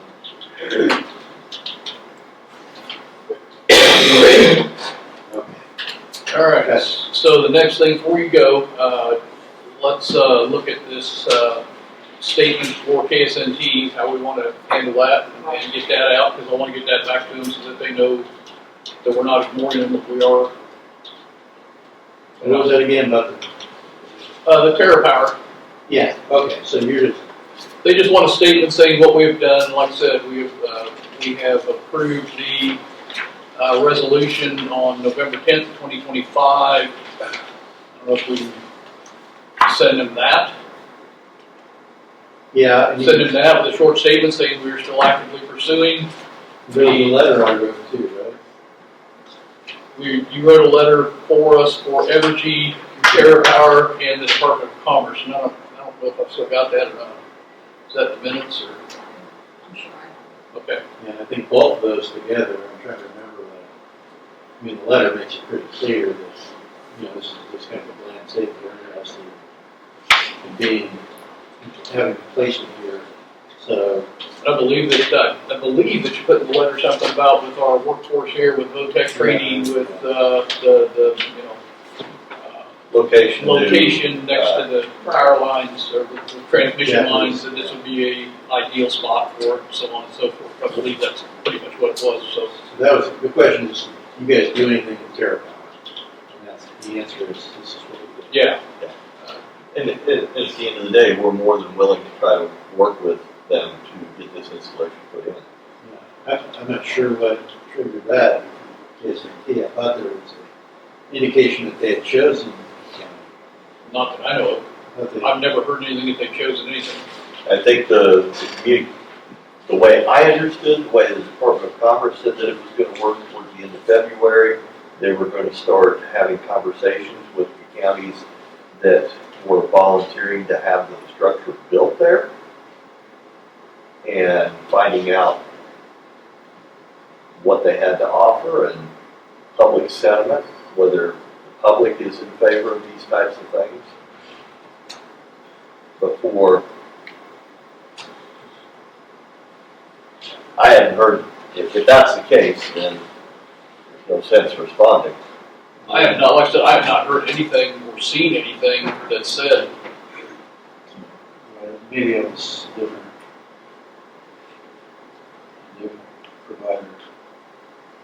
So we've got Coffee County,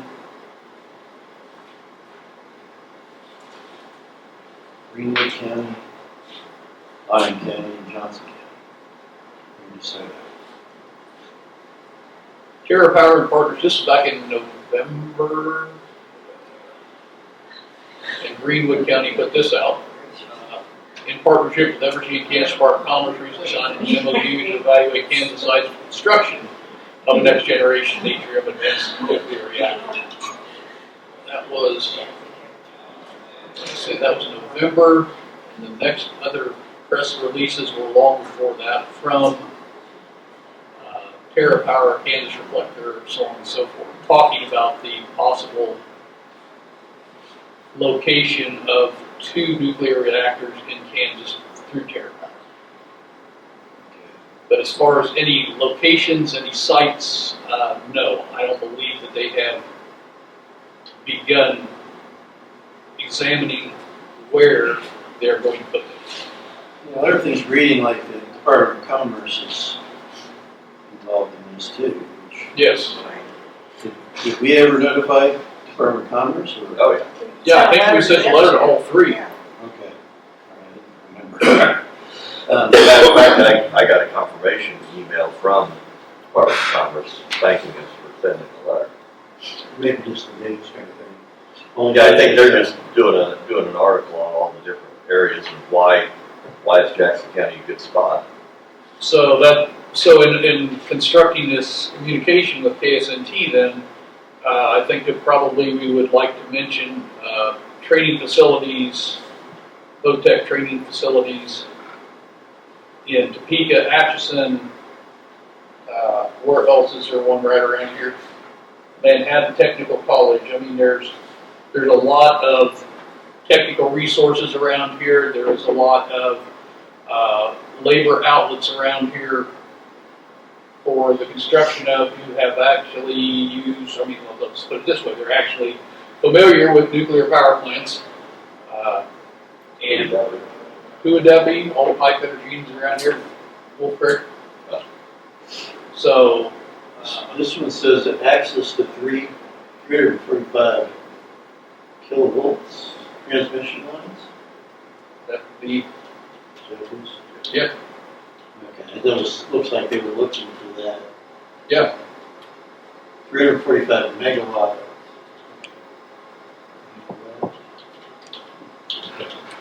So our location close to Jeffrey's, transmission lines already there with the workforce that we have available within the, 1, 2, 3, 4 counties.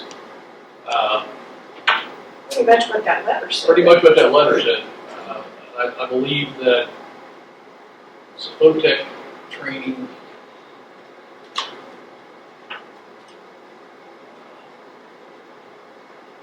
union labor familiar with nuke. And do you think there's any benefit to the chair just having a conversation with them to answer? They may have one. Sure. I mean, I'm more than willing to. I would encourage you to reach out to them and Yeah, I'll talk. answer questions. I think the letter and the resolution says a lot of what you're saying. And then you just go and answer questions. Yep. Say we're still in the game and we're excited to be considered. Yep. I'll give him a call and see what we can come up with. And if they want the resolution and the letters, then we can send them out. Does that sound good to everybody? Then I'll just reach out to them. I think so. Okay. Perfect. All right. I think that's it for us. Do you have a copy of the letter? No, I do not. Okay, I'm not finding that I have a copy. Tara's looking in my other file. So I might need a copy of the letter. Okay. I couldn't. Pretty sure, when was that sent last year, wasn't it? Well, it would have been sent right around the time that we approved the resolution, which would have been November 10th, 2025. Yeah. Got that figured out, so I'll, but I'm sure I've got a copy of it in the office, so I can. And I may have a hard copy upstairs. Yeah, I might send you one. All right. All right.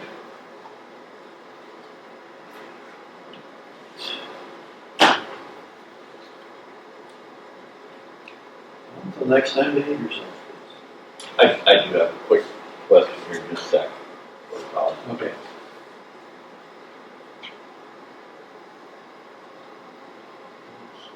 Are we gonna purge all Canadians from the county? Is that part of after that? That's what I'm writing up here. Right? Okay. It's our sport now.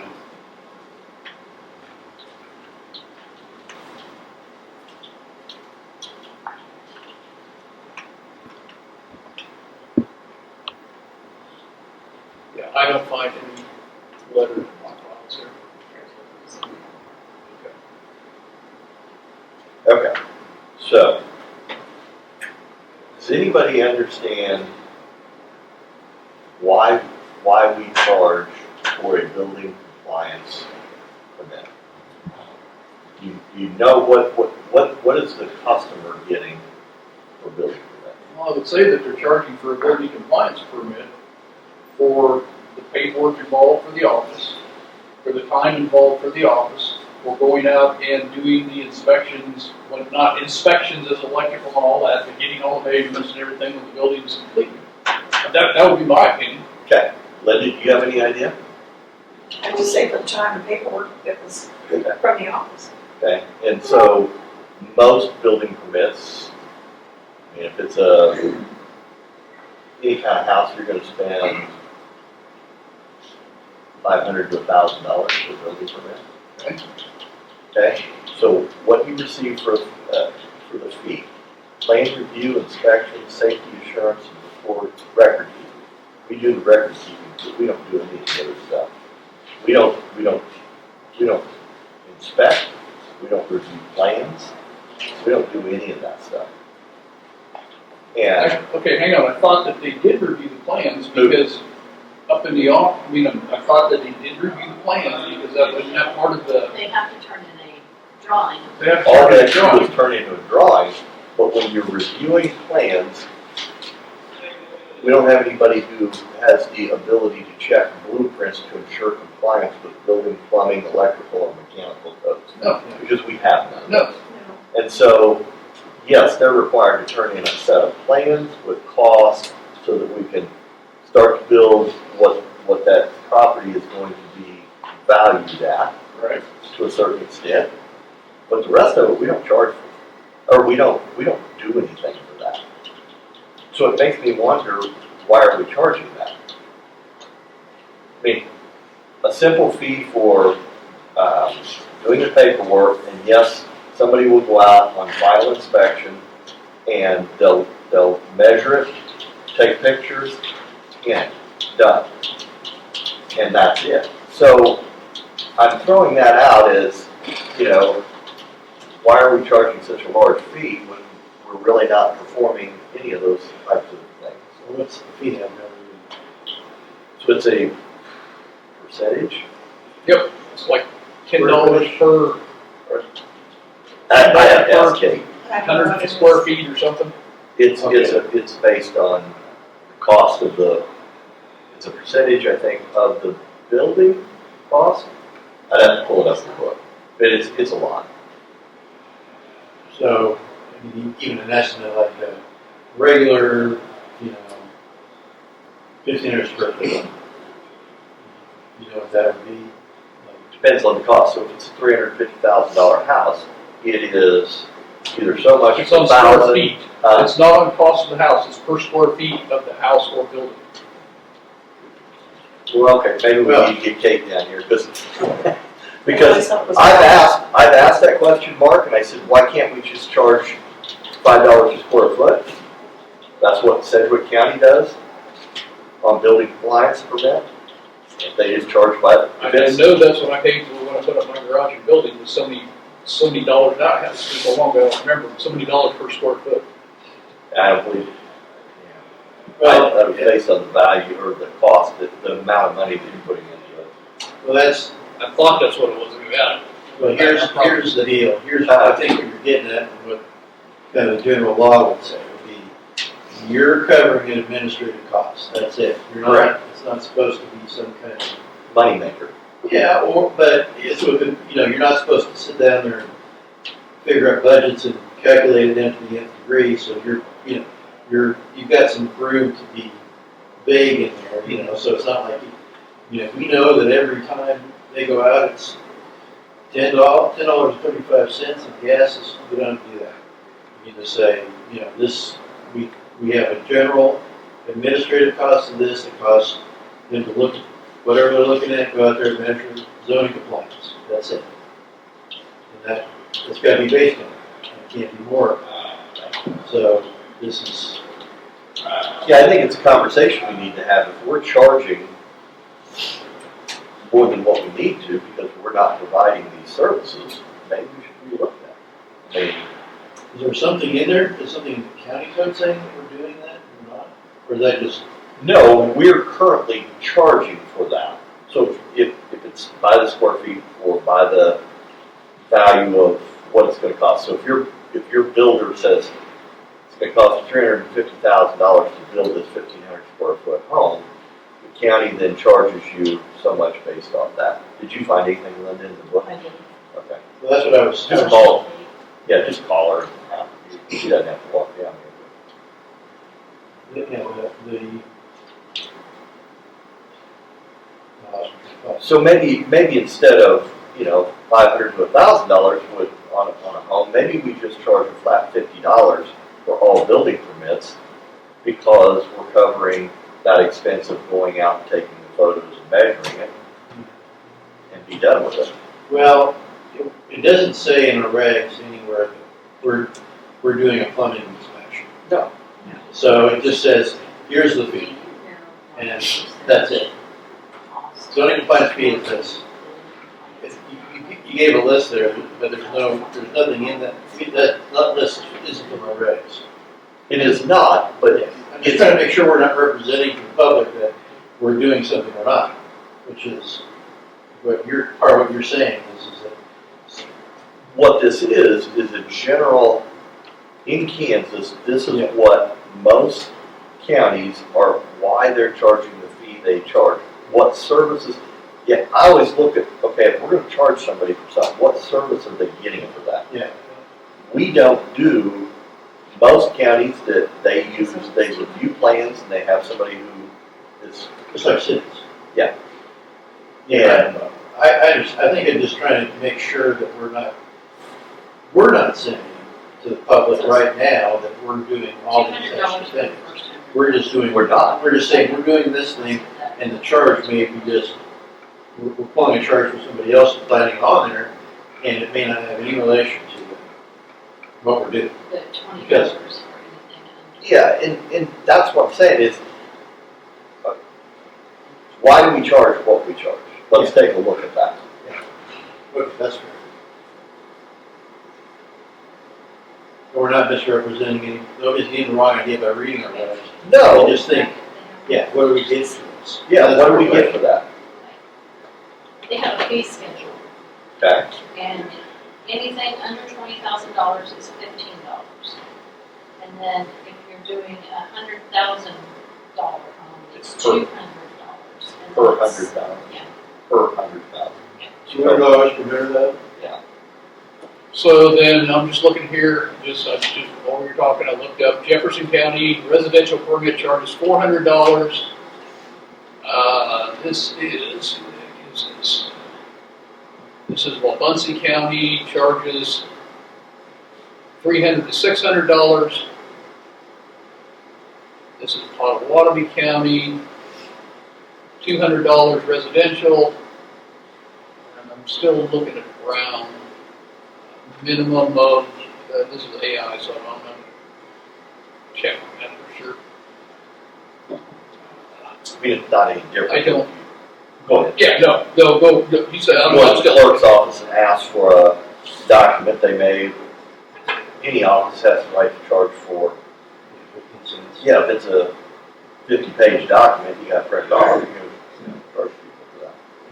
Okay, so. I guess that's, the question is apples to apples and that, the counties though, because I don't know that there's, I think it's less often that the counties will have full building codes in plumbing, wiring, electrical, all that. Most. They just, They don't do that. So Brown County for residents is $125 plus 7 cents per square foot, so go figure. Yeah, so I mean, for what I'm looking at here, for $100,000, $200,000 house would be $400, which is kind of what it is in the range around. Well, I think you're hard pressed to find a house that you can build brand new for $200,000. It's typically $350 to $500. I'm just saying, does our fee need to be that high? And can we just make it, it's all about making it simpler.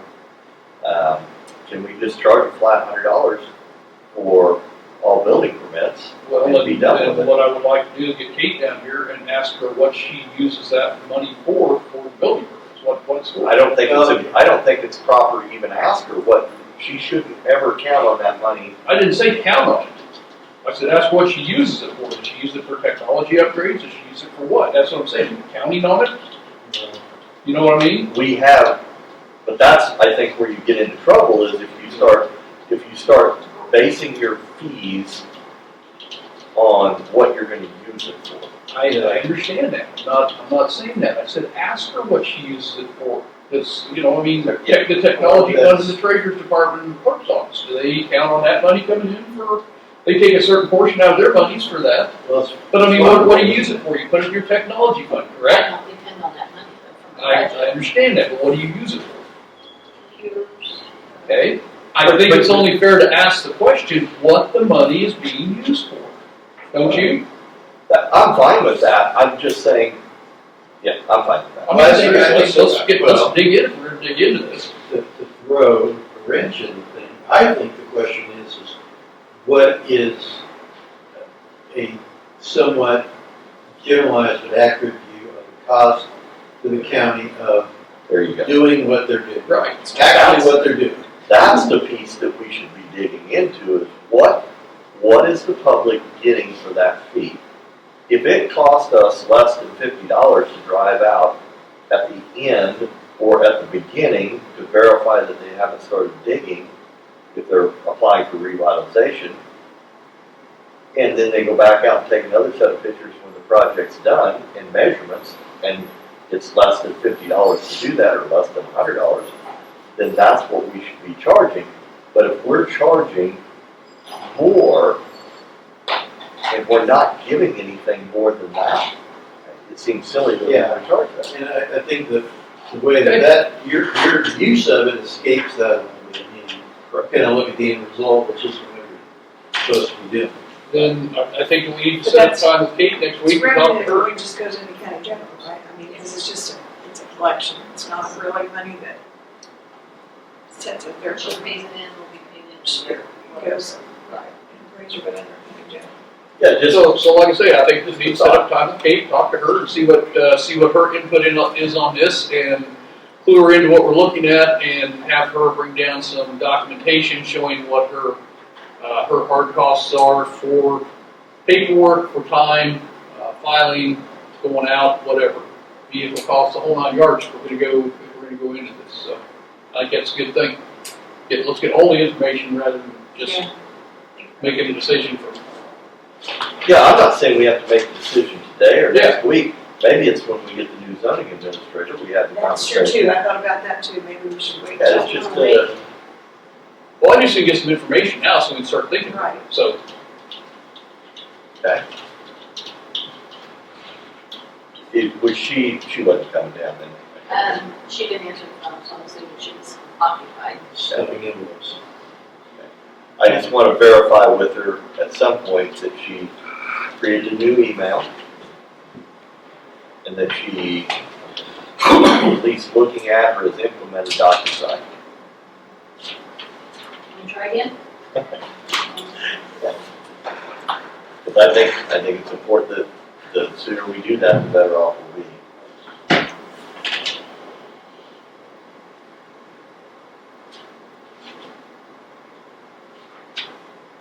If she doesn't answer, that's fine. I can have a conversation with her later. Just get to talk to everybody. That was Hey, it. it's pretty busy. Hi, Karen. Hi, Karen. See you. She brought her in box. You carry that around to do for the football? codes. You just brought the new file. Why are you trying to do that? This is just the same thing we already had, but it shows who we sent it to. We should, you fix this in a This is when we sent this stuff. Right. What's the next page? This is the resolution. Oh, okay.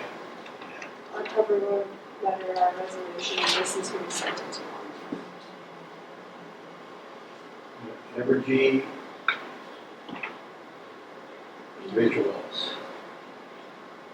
We sent mail it here and then email it to this person. Okay. Well, I'll.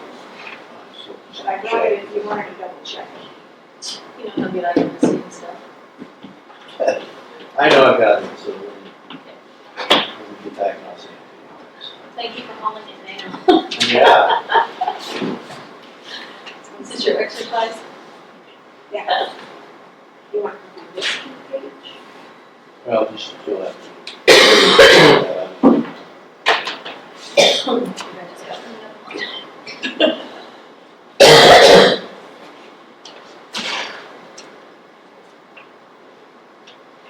Do you know, Christie, have we gotten any communication with this legislature on our sales tax? We have not, Tara's been keeping an eye on the bill. Okay. And they're still discussing. Okay, so once they approve the bill or vote on the bill and they say, you're good to go, then do you get a formally written bill for how that will go on the ballot?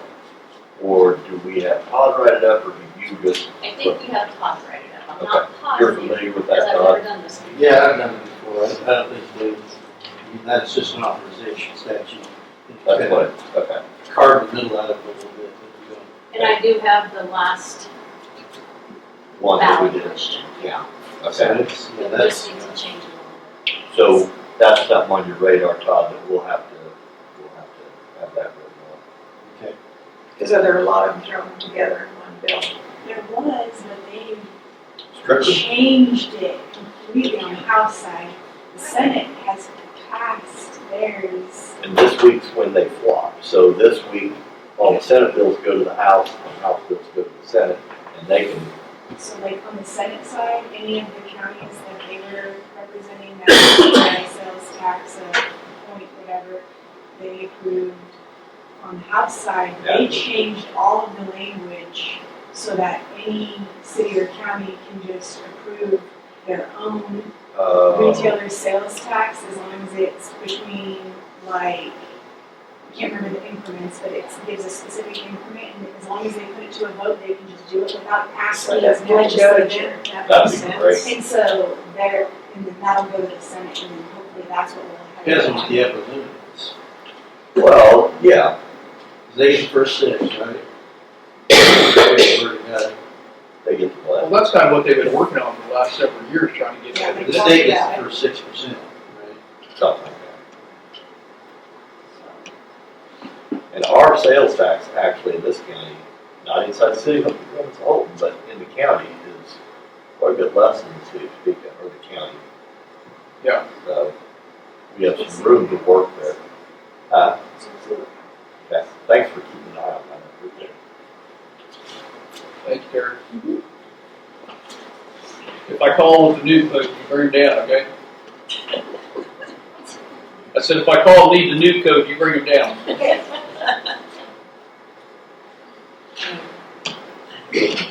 We wait for Peter. I think I got hung up on, Okay. but they know I called, so I'm assuming they'll call me back. Where are we at? Does anybody know where we're at on cleaning, storage, those kind of things? You mean from everything over here? There. It's on my and- to-do list. Yeah. When I talked to, I think I relayed this last week, when I talked to Evie, she said that she had just gotten the order signed by the judge. I So, think that was 2 weeks ago. Do you Yeah. know? no, I haven't touched base with her since, so. That's something that needs to be on our radar, because we're gonna need to have that done and in place, and ready to go before. And I'd like an inventory, I guess, basically of what we have in the unit that we're paying for down here. And is there still a need for that? I mean, if we got 6 boxes in a corner, is that, Oh, no, there's much. is there quite a bit? I mean, do you think every office is Pat could utilizing? probably tell you. Okay. As long as we're utilizing it, fine, and it's records that have to be kept. But if it's stuff that can be thrown away, Well, for me, I've got my old payroll records and stuff like that that I have to keep. down there, But once I get my vault cleared out, I could probably bring my stuff back up. And I don't open my vault. that'll be later down the road, then maybe we take a look at that. That's one less thing that we have to pay for. But, yeah, we just need to make sure that we're getting that clean so that we can clean this and then get the office set up and turned over. Well, so I've got a question then. The salt lines, does the county have storage space down there? Because I know that the court said that they do. Is that all together in that, or No, I think the courts have it. have separate, and the county has some too? So what do we have down there then? Is there room down there? Is there anything down there? Stuff. I think so. Is that stuff that has microfilm stuff as far as what? It has to be kept forever. Yeah. I think there's treasure stuff there too that was before my time that's there. Okay. There used to be a thing up in the safe that I don't really know much about. You're supposed to go to the Historical Society at a certain point. I don't know if that's, we're talking about it or not. So how do we determine how much space? How we much have? space do we have down? Can we send permanent records, all I permanent can try to records? find out. I'm not sure who to contact. I mean, if we're paying for, 1,000 square feet of salt lines and we're using 250, then we need to probably look at it and see if we can. You guys do pay for it? Or do you have a contract? I would guess that we're paying for space. I don't remember ever seeing a bill for it. I don't know. I mean, I can't think of So, where they're at. like I said, the age of the records you're talking about could be state of Kansas saying, it's Kansas's space, state space. Yeah, well, wouldn't that be nice because of all the unfunded mandates that we have to pay for? So, hey, they're giving us a break here. I don't remember ever paying. I don't either. But I do know that. Well, maybe we better be a little bit cautious on our inquiries. Jamie had a lot of stuff at the salt lines. Jerry Because might- if they find out, Jerry we gotta might pay know. for it. But I think upstairs in the safe in the treasurer's office, there's something about the salt lines. It's an old document, we never looked at. Just kind of circumvent how you're asking the question, okay? You want Kate down? You want Kate down here, Keith? You want to ask about Might that? as well. Okay, We're here. Perfect. Yes, if you can come down. What does she need? We're just gonna ask her about the, Emails and She wants to know about fee emails schedule. yeah, she can answer that question over the phone. You wanted to ask, I mean, what is she spending the money for building permit for? Yeah, I mean, I'm just curious where that money goes to and how she's using it. So salt mines are $1.80 per square foot annually. But you say you don't think we've ever gotten billed for that? I don't think we've ever paid for anything. Not that I can remember. I'd say so. Just be a little cautious how you ask for that. Is that Salina or Hutchins? Hutch. I mean, hush.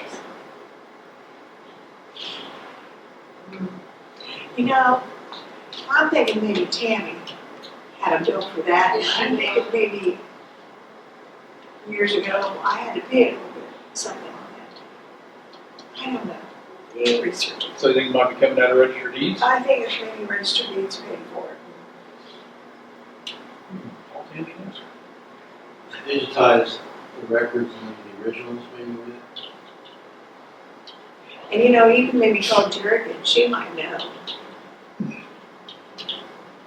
I know Amy said some of her records that she has to keep, they have to be able to have access to. Right. That's one thing, but then. Some of the stuff that the judge signed the order for to get rid of down here, Judge Merrick said, take it to salt mines, get rid of it. Right, but it's also stuff that what's it called when you do The court reporter transcribes. Yeah. Nobody can read it, because it's in a language nobody does And anymore. that could be gotten rid of, right? No, No, that Oh, has to be even no, though that's nobody still can had read it. restored. So he said, that's what he said, get rid of and take down the salt mines, so, Okay. yeah. I think, Questions? First of all, let's go with email address for the revitalization deal that we're gonna work on. Did we get that taken care of so that? I'm just asking. No, I Okay. haven't yet. I haven't looked into that. Okay. People could always still email the appraiser. I mean, it's not like there isn't an option. Right. Okay. DocuSign. I've, Alright. yeah, I've not had a chance to do that yet. Okay. Fee schedule for building permits. Number one, I guess I want to know how that fee schedule came about. As far as what we're charging and everything. Is there any compliance? Yeah, so the instructions. No, they were just really low a couple of years ago, so I came to you all with that and looked at other counties and what they were doing, and it was less than other counties because we are just zoning compliance and not sending people out to do inspections and all that, so just increase it a bit, so you all can decide, I guess, if you want to decrease or what you want to do. What do you use that money for? Does it just go back to county general? Do you look at technology increase? What do you use that money for? So it goes back to us in our capital outlay fund. Okay. And would be used for technology, vehicle, any of that. Do you have an idea what it's costing to, I mean, because on typical building compliance permit, on new construction, you're gonna send somebody out, if they're doing revitalization, you're gonna send somebody out to verify they have sort of footings. If it's not revitalization, does anybody go out? Well, revitalization has its own fees, right? So with this, they would be going out.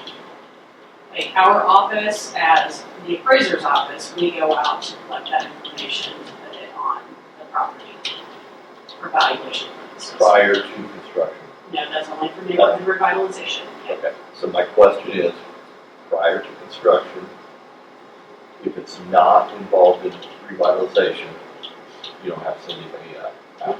Okay, so post-construction, you send somebody out, their job is to, that's a one-person job, they goes out, takes photos, Measuring measures. can be done with one person, it's better with two people than having two people out there. Okay. But So you say, you said it goes into capital outlay, that's just whatever's carried over to the end of the year. I mean, it doesn't necessarily go in capital outlay, just depends what's left. Right. Okay. That's segregated.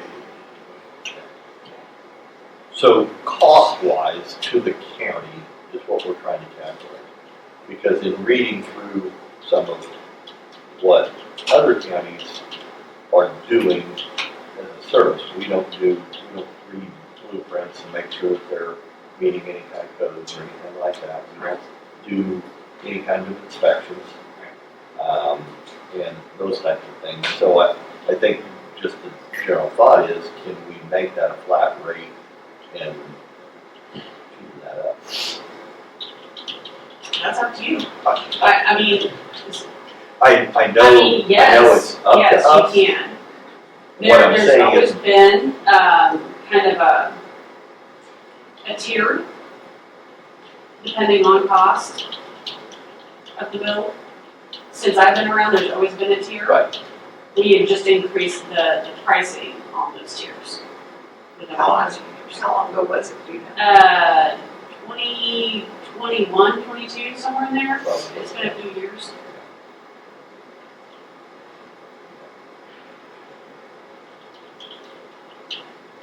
What do you think? Yeah, I think it's worth continuing the conversation. Yes.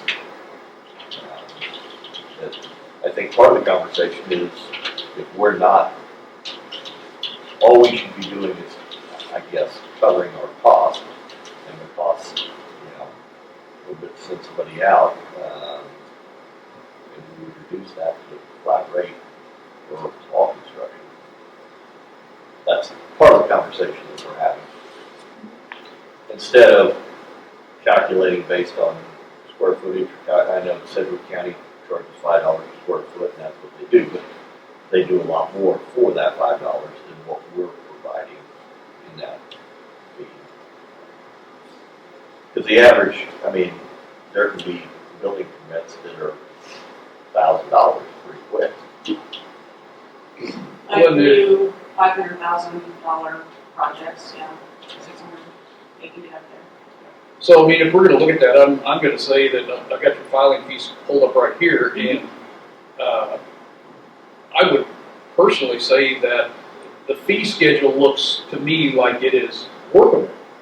Because I wanna pay $400 as Brown County goes or Pot County, one of the two, just flat fee for, $2,000 shed. That'd be a little excessive to me, whereas right now we've got the $15. So if we're gonna do that, then, what I would say that we need to look at doing is getting rid of the $2 for each additional $1,000.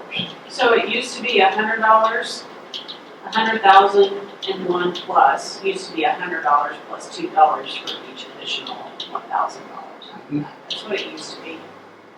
So that helps you.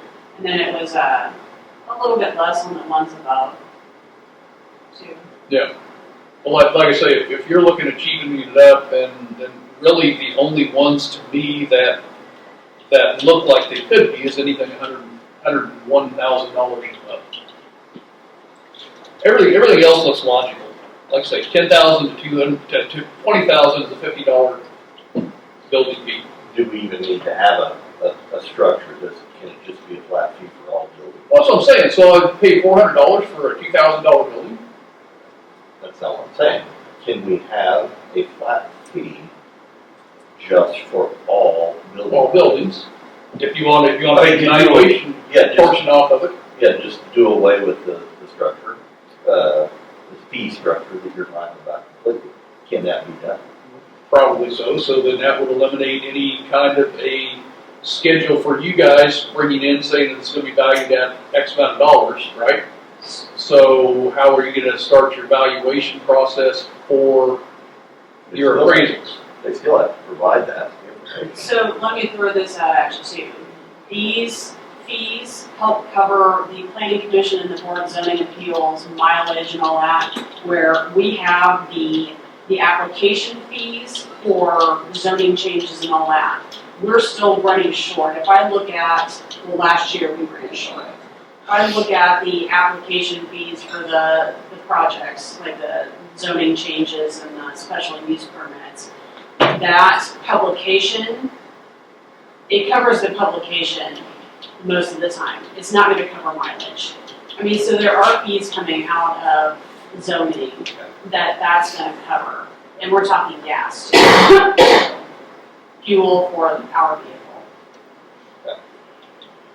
So we want to continue this conversation? I mean, I'm not. But the zoning change then need to go up rather than try to. We did. We increased it a little bit, a couple of years ago? A couple of years ago we did that, yes. 125 to 150, and I think 150 to 175 for. I'm just saying, just what I said was, the charge is going to be the administrative cost. Part of that is you can't cross communities with it. So if you're getting, you're underwater on changes, that has to go up rather than taking. Well, we have a budget line item for mileage, which we're. As many meetings as try you to had cover. in the past 2 years, you're probably pushing that every year now, aren't you? Well, right. I mean, so 2024, when we were budgeting for mileage on that, it wasn't what it was with all the special meetings and work sessions and all that. Maybe if those die down, but we increased the budget from 500 to 2,000 on the mileage, and hopefully that will cover it. But these fees help with that too. So. Yeah, let's just continue the conversation. It's good. Yeah, like I say, I personally would be uncomfortable putting a flat rate on everything. You could build a $200 building or a $2,000 building, put a $400 flat fee in or something like that. I think the tiered system. I wouldn't think of $400. Well, yeah, but I mean, what I'm saying is I think the tiered system is a good system. It's just if we think that it's too much, well, then the $200 is a whole heck of a lot less than anything that is going on around. Okay. Rather than putting in the $2 for each additional $1,000. So let's continue this conversation. But I think the tiered system does work well, so. All right. Is that it? Yep. Okay, thank you, Kate, I appreciate it. All right. Anything else for Todd? All right, thanks, Todd. You betcha. Has everybody read your minutes? I have. Yes. And I heard there was one correction. Two, I think. I had one. Two, where was yours, Linda? Yes. Where was yours? Up there about Mr. Schweitzer, how the rock stopped at the mechanical. Oh, driveway. mechanical's driveway, okay, yeah. All right, sounds good. Then I would entertain a motion to approve minutes for February 17th, 2026 with corrections. Second. It's properly moved and seconded to approve the minutes of February 17th, 2026 with corrections. Any further discussion? Hearing none, all in favor say aye. Aye. All opposed, same sign. Motion carried.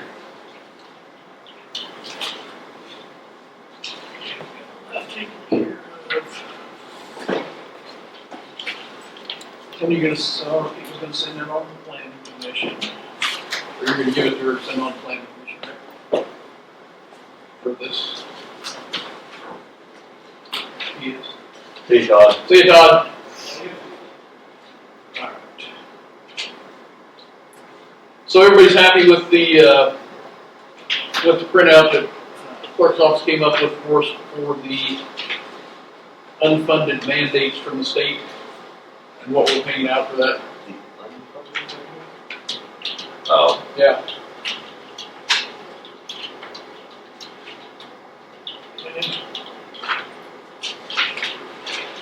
And you're going to get a hold of Rowdy and see if they're going to be Already have. in. Yeah. Told him we were going to get it on the message board out here, and he was 95% sure he can throw that up on screen. All we have to do is send that as a PDF. PDF or a, what am I trying to say? Good Lord. Basically. Excel, no. What am I trying to say? Slideshow. PowerPoint. There you go. Thank you very much. My brain died. So yeah, I mean, I just think that would be a more information we put out there like that, so people can actually see it rather than trying to, explain and not being able to see it good is a better thing. So When you have district court down here is $536,000, that's what we are budgeting for to house district court here and the expenses incurred from district court. it's really kind of valuable if people actually look at it.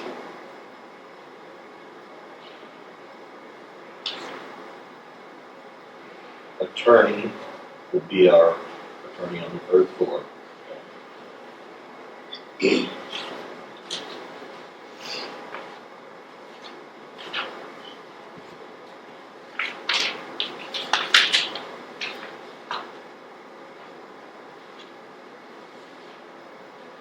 And is adult corrections somewhere in there, or is that No, because adult corrections is grant funded. is grant fund all total?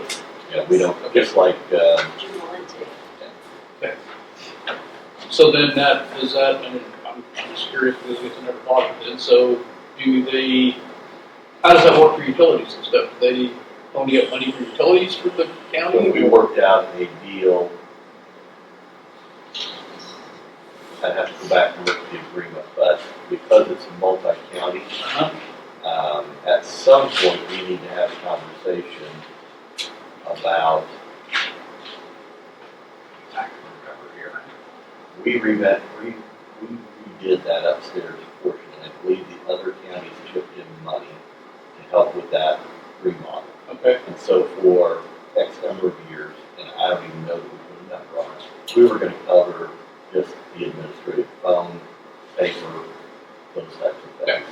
At some point, when we feel like we have gotten our money's worth, I guess, or it's equaled out, we would just need to have a conversation with Judge Elder and talk about, okay, in that board that Linda's on now, at what point do we start charging those two counties for grant? And how, do you remember how long ago that was before I came on, so I know that. It's been in the last 3 years that we've started having adult community corrections up there probably. It's been longer than that, because like I say, this was a I've only conversation been I here had. 5 years, so it's not more than 4, because we didn't do it the first year. Okay. We remodeled the courtroom the first year, we remodeled Amanda's area in the first year, going into the second. I was thinking it was,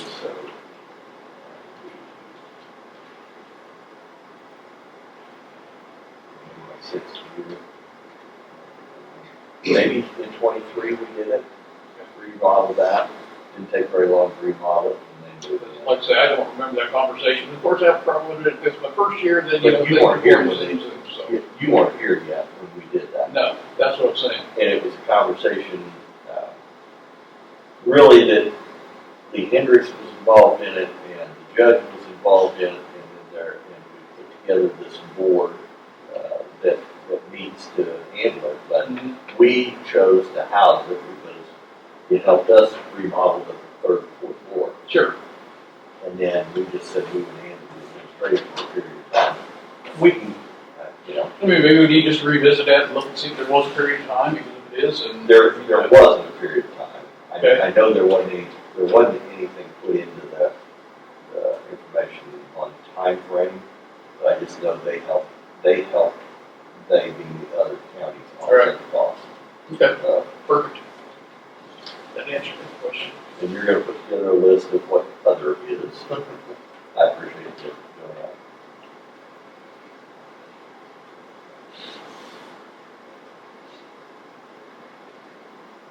So, the sheriff's budget now is within $500,000 of what road bridge is. So within that $4 million, he's still bringing in 700 plus thousand on an annual basis from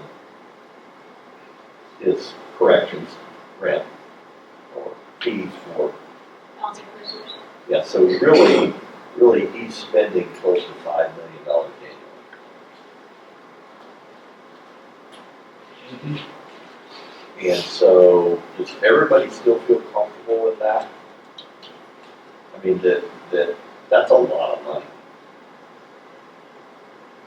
Oh, I agree.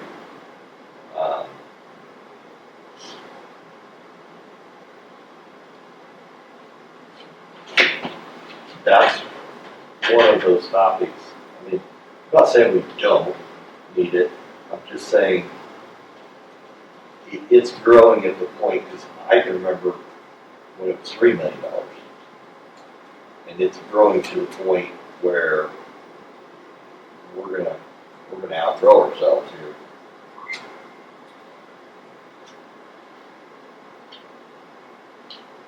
Did we determine that noxious weed is mandated? It is, I think. Yeah, I believe it Yes. is. But the recycling is not, Recycles. Right. and the landfill is not. No, landfill is under solid waste. Right, but it's not mandated, No, if we have a transfer station, if we don't have a landfill, we have to operate a transfer station. and that's it. Yeah. But that would mean that you're gonna be at the mercy of hands or. We already are a transfer station. True. I mean, because all those containers, 90% of But what, then where would you be putting your construction waste and things like that? Yeah. That'd have to go out of the county. yeah, you'd have to go out of Yeah. county for it. So, I mean, I think that's pretty much a wash on that, isn't it? To me. Let's see, so I'm just looking here, and just spitballing. So, 2024.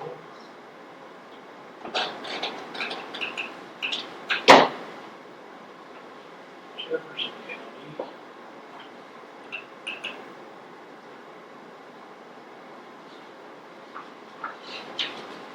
County. 2024 Jefferson County ambulance is 685, works is 6.9.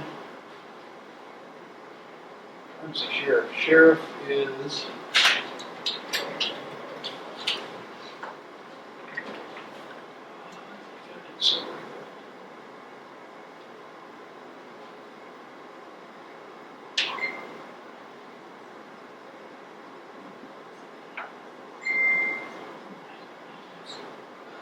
like I said, I'm just trying to get an idea of what we are compared to everybody else around us.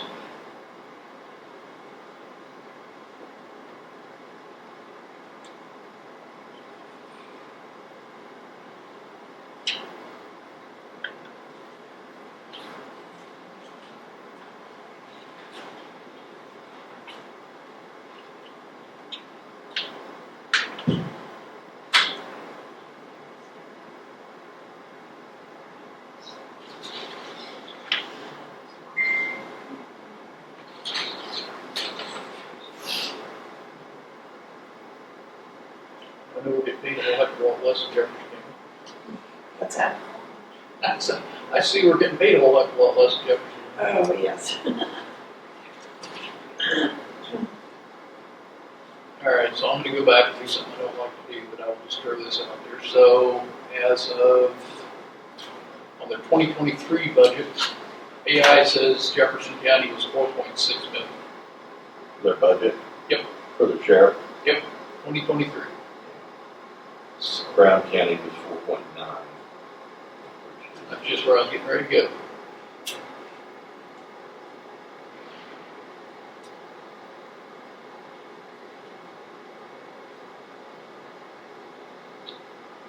Which, by the time you factor in what Tim has from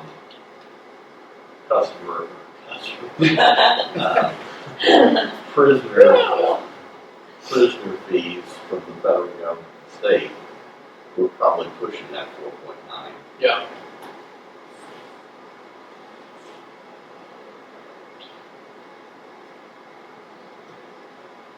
And just so if I state, again, the other night I stated that we have $1.1 million in budget for gravel. We receive about 550 from 0.04, and then the 500 and something that we get from the highway sales, the gas tax. Yep. That's not, we're not using, we can't add all three of those. You're using that as income for one of those. Or for the highway money. So the only money available then is, Your budget, your 4%,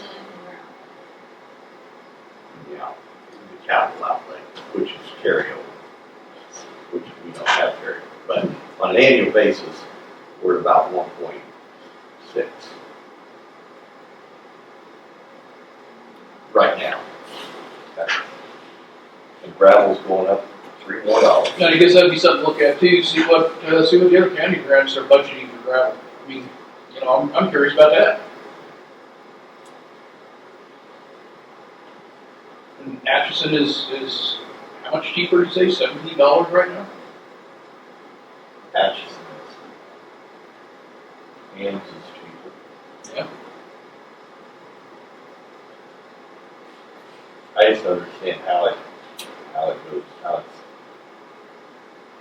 going up that much. Yep. Because at some point, price yourself right out of business. Yeah, I mean, it's getting close to that right now. I mean, how can we afford as a county to pay $3 more a ton between Atchison and Ames for bid sticks? I don't understand that. I don't think we can.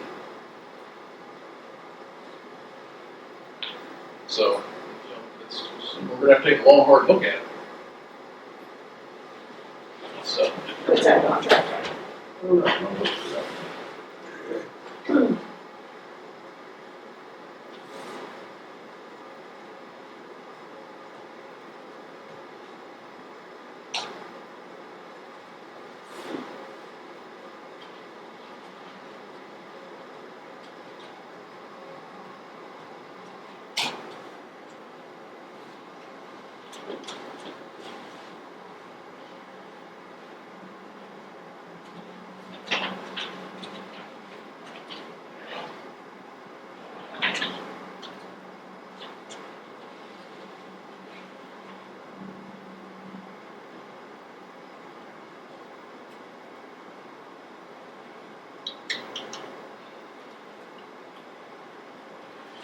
All right, we got anything else coming for us today? I think so.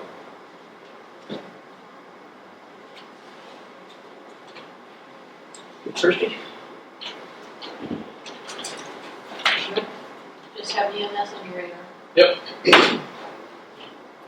And you can double check on Vince Bergen, right? You know, at least once weekend's here, I'll bring that up to them. You want to ask her about the Tall lines. thank you. I'll do that. Your brain may want to do it too. Online's All right. Well, if there's nothing else to come before us, I'd entertain a motion to adjourn. So moved. Been properly moved and seconded. We adjourn this meeting today. Any further discussion? Hearing none, all in favor say aye. Aye. All opposed, same sign. Motion carried. Good meeting, guys. Thank you. And I mean that in generic terms, not in substance. Don't want to get yelled at. There, I will call, see if we can call Matthews.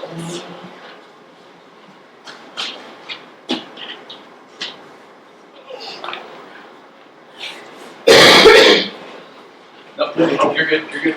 Know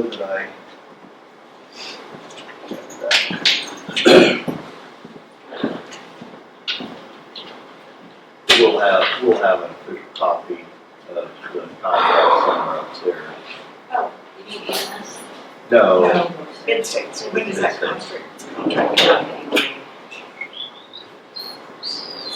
think I related to.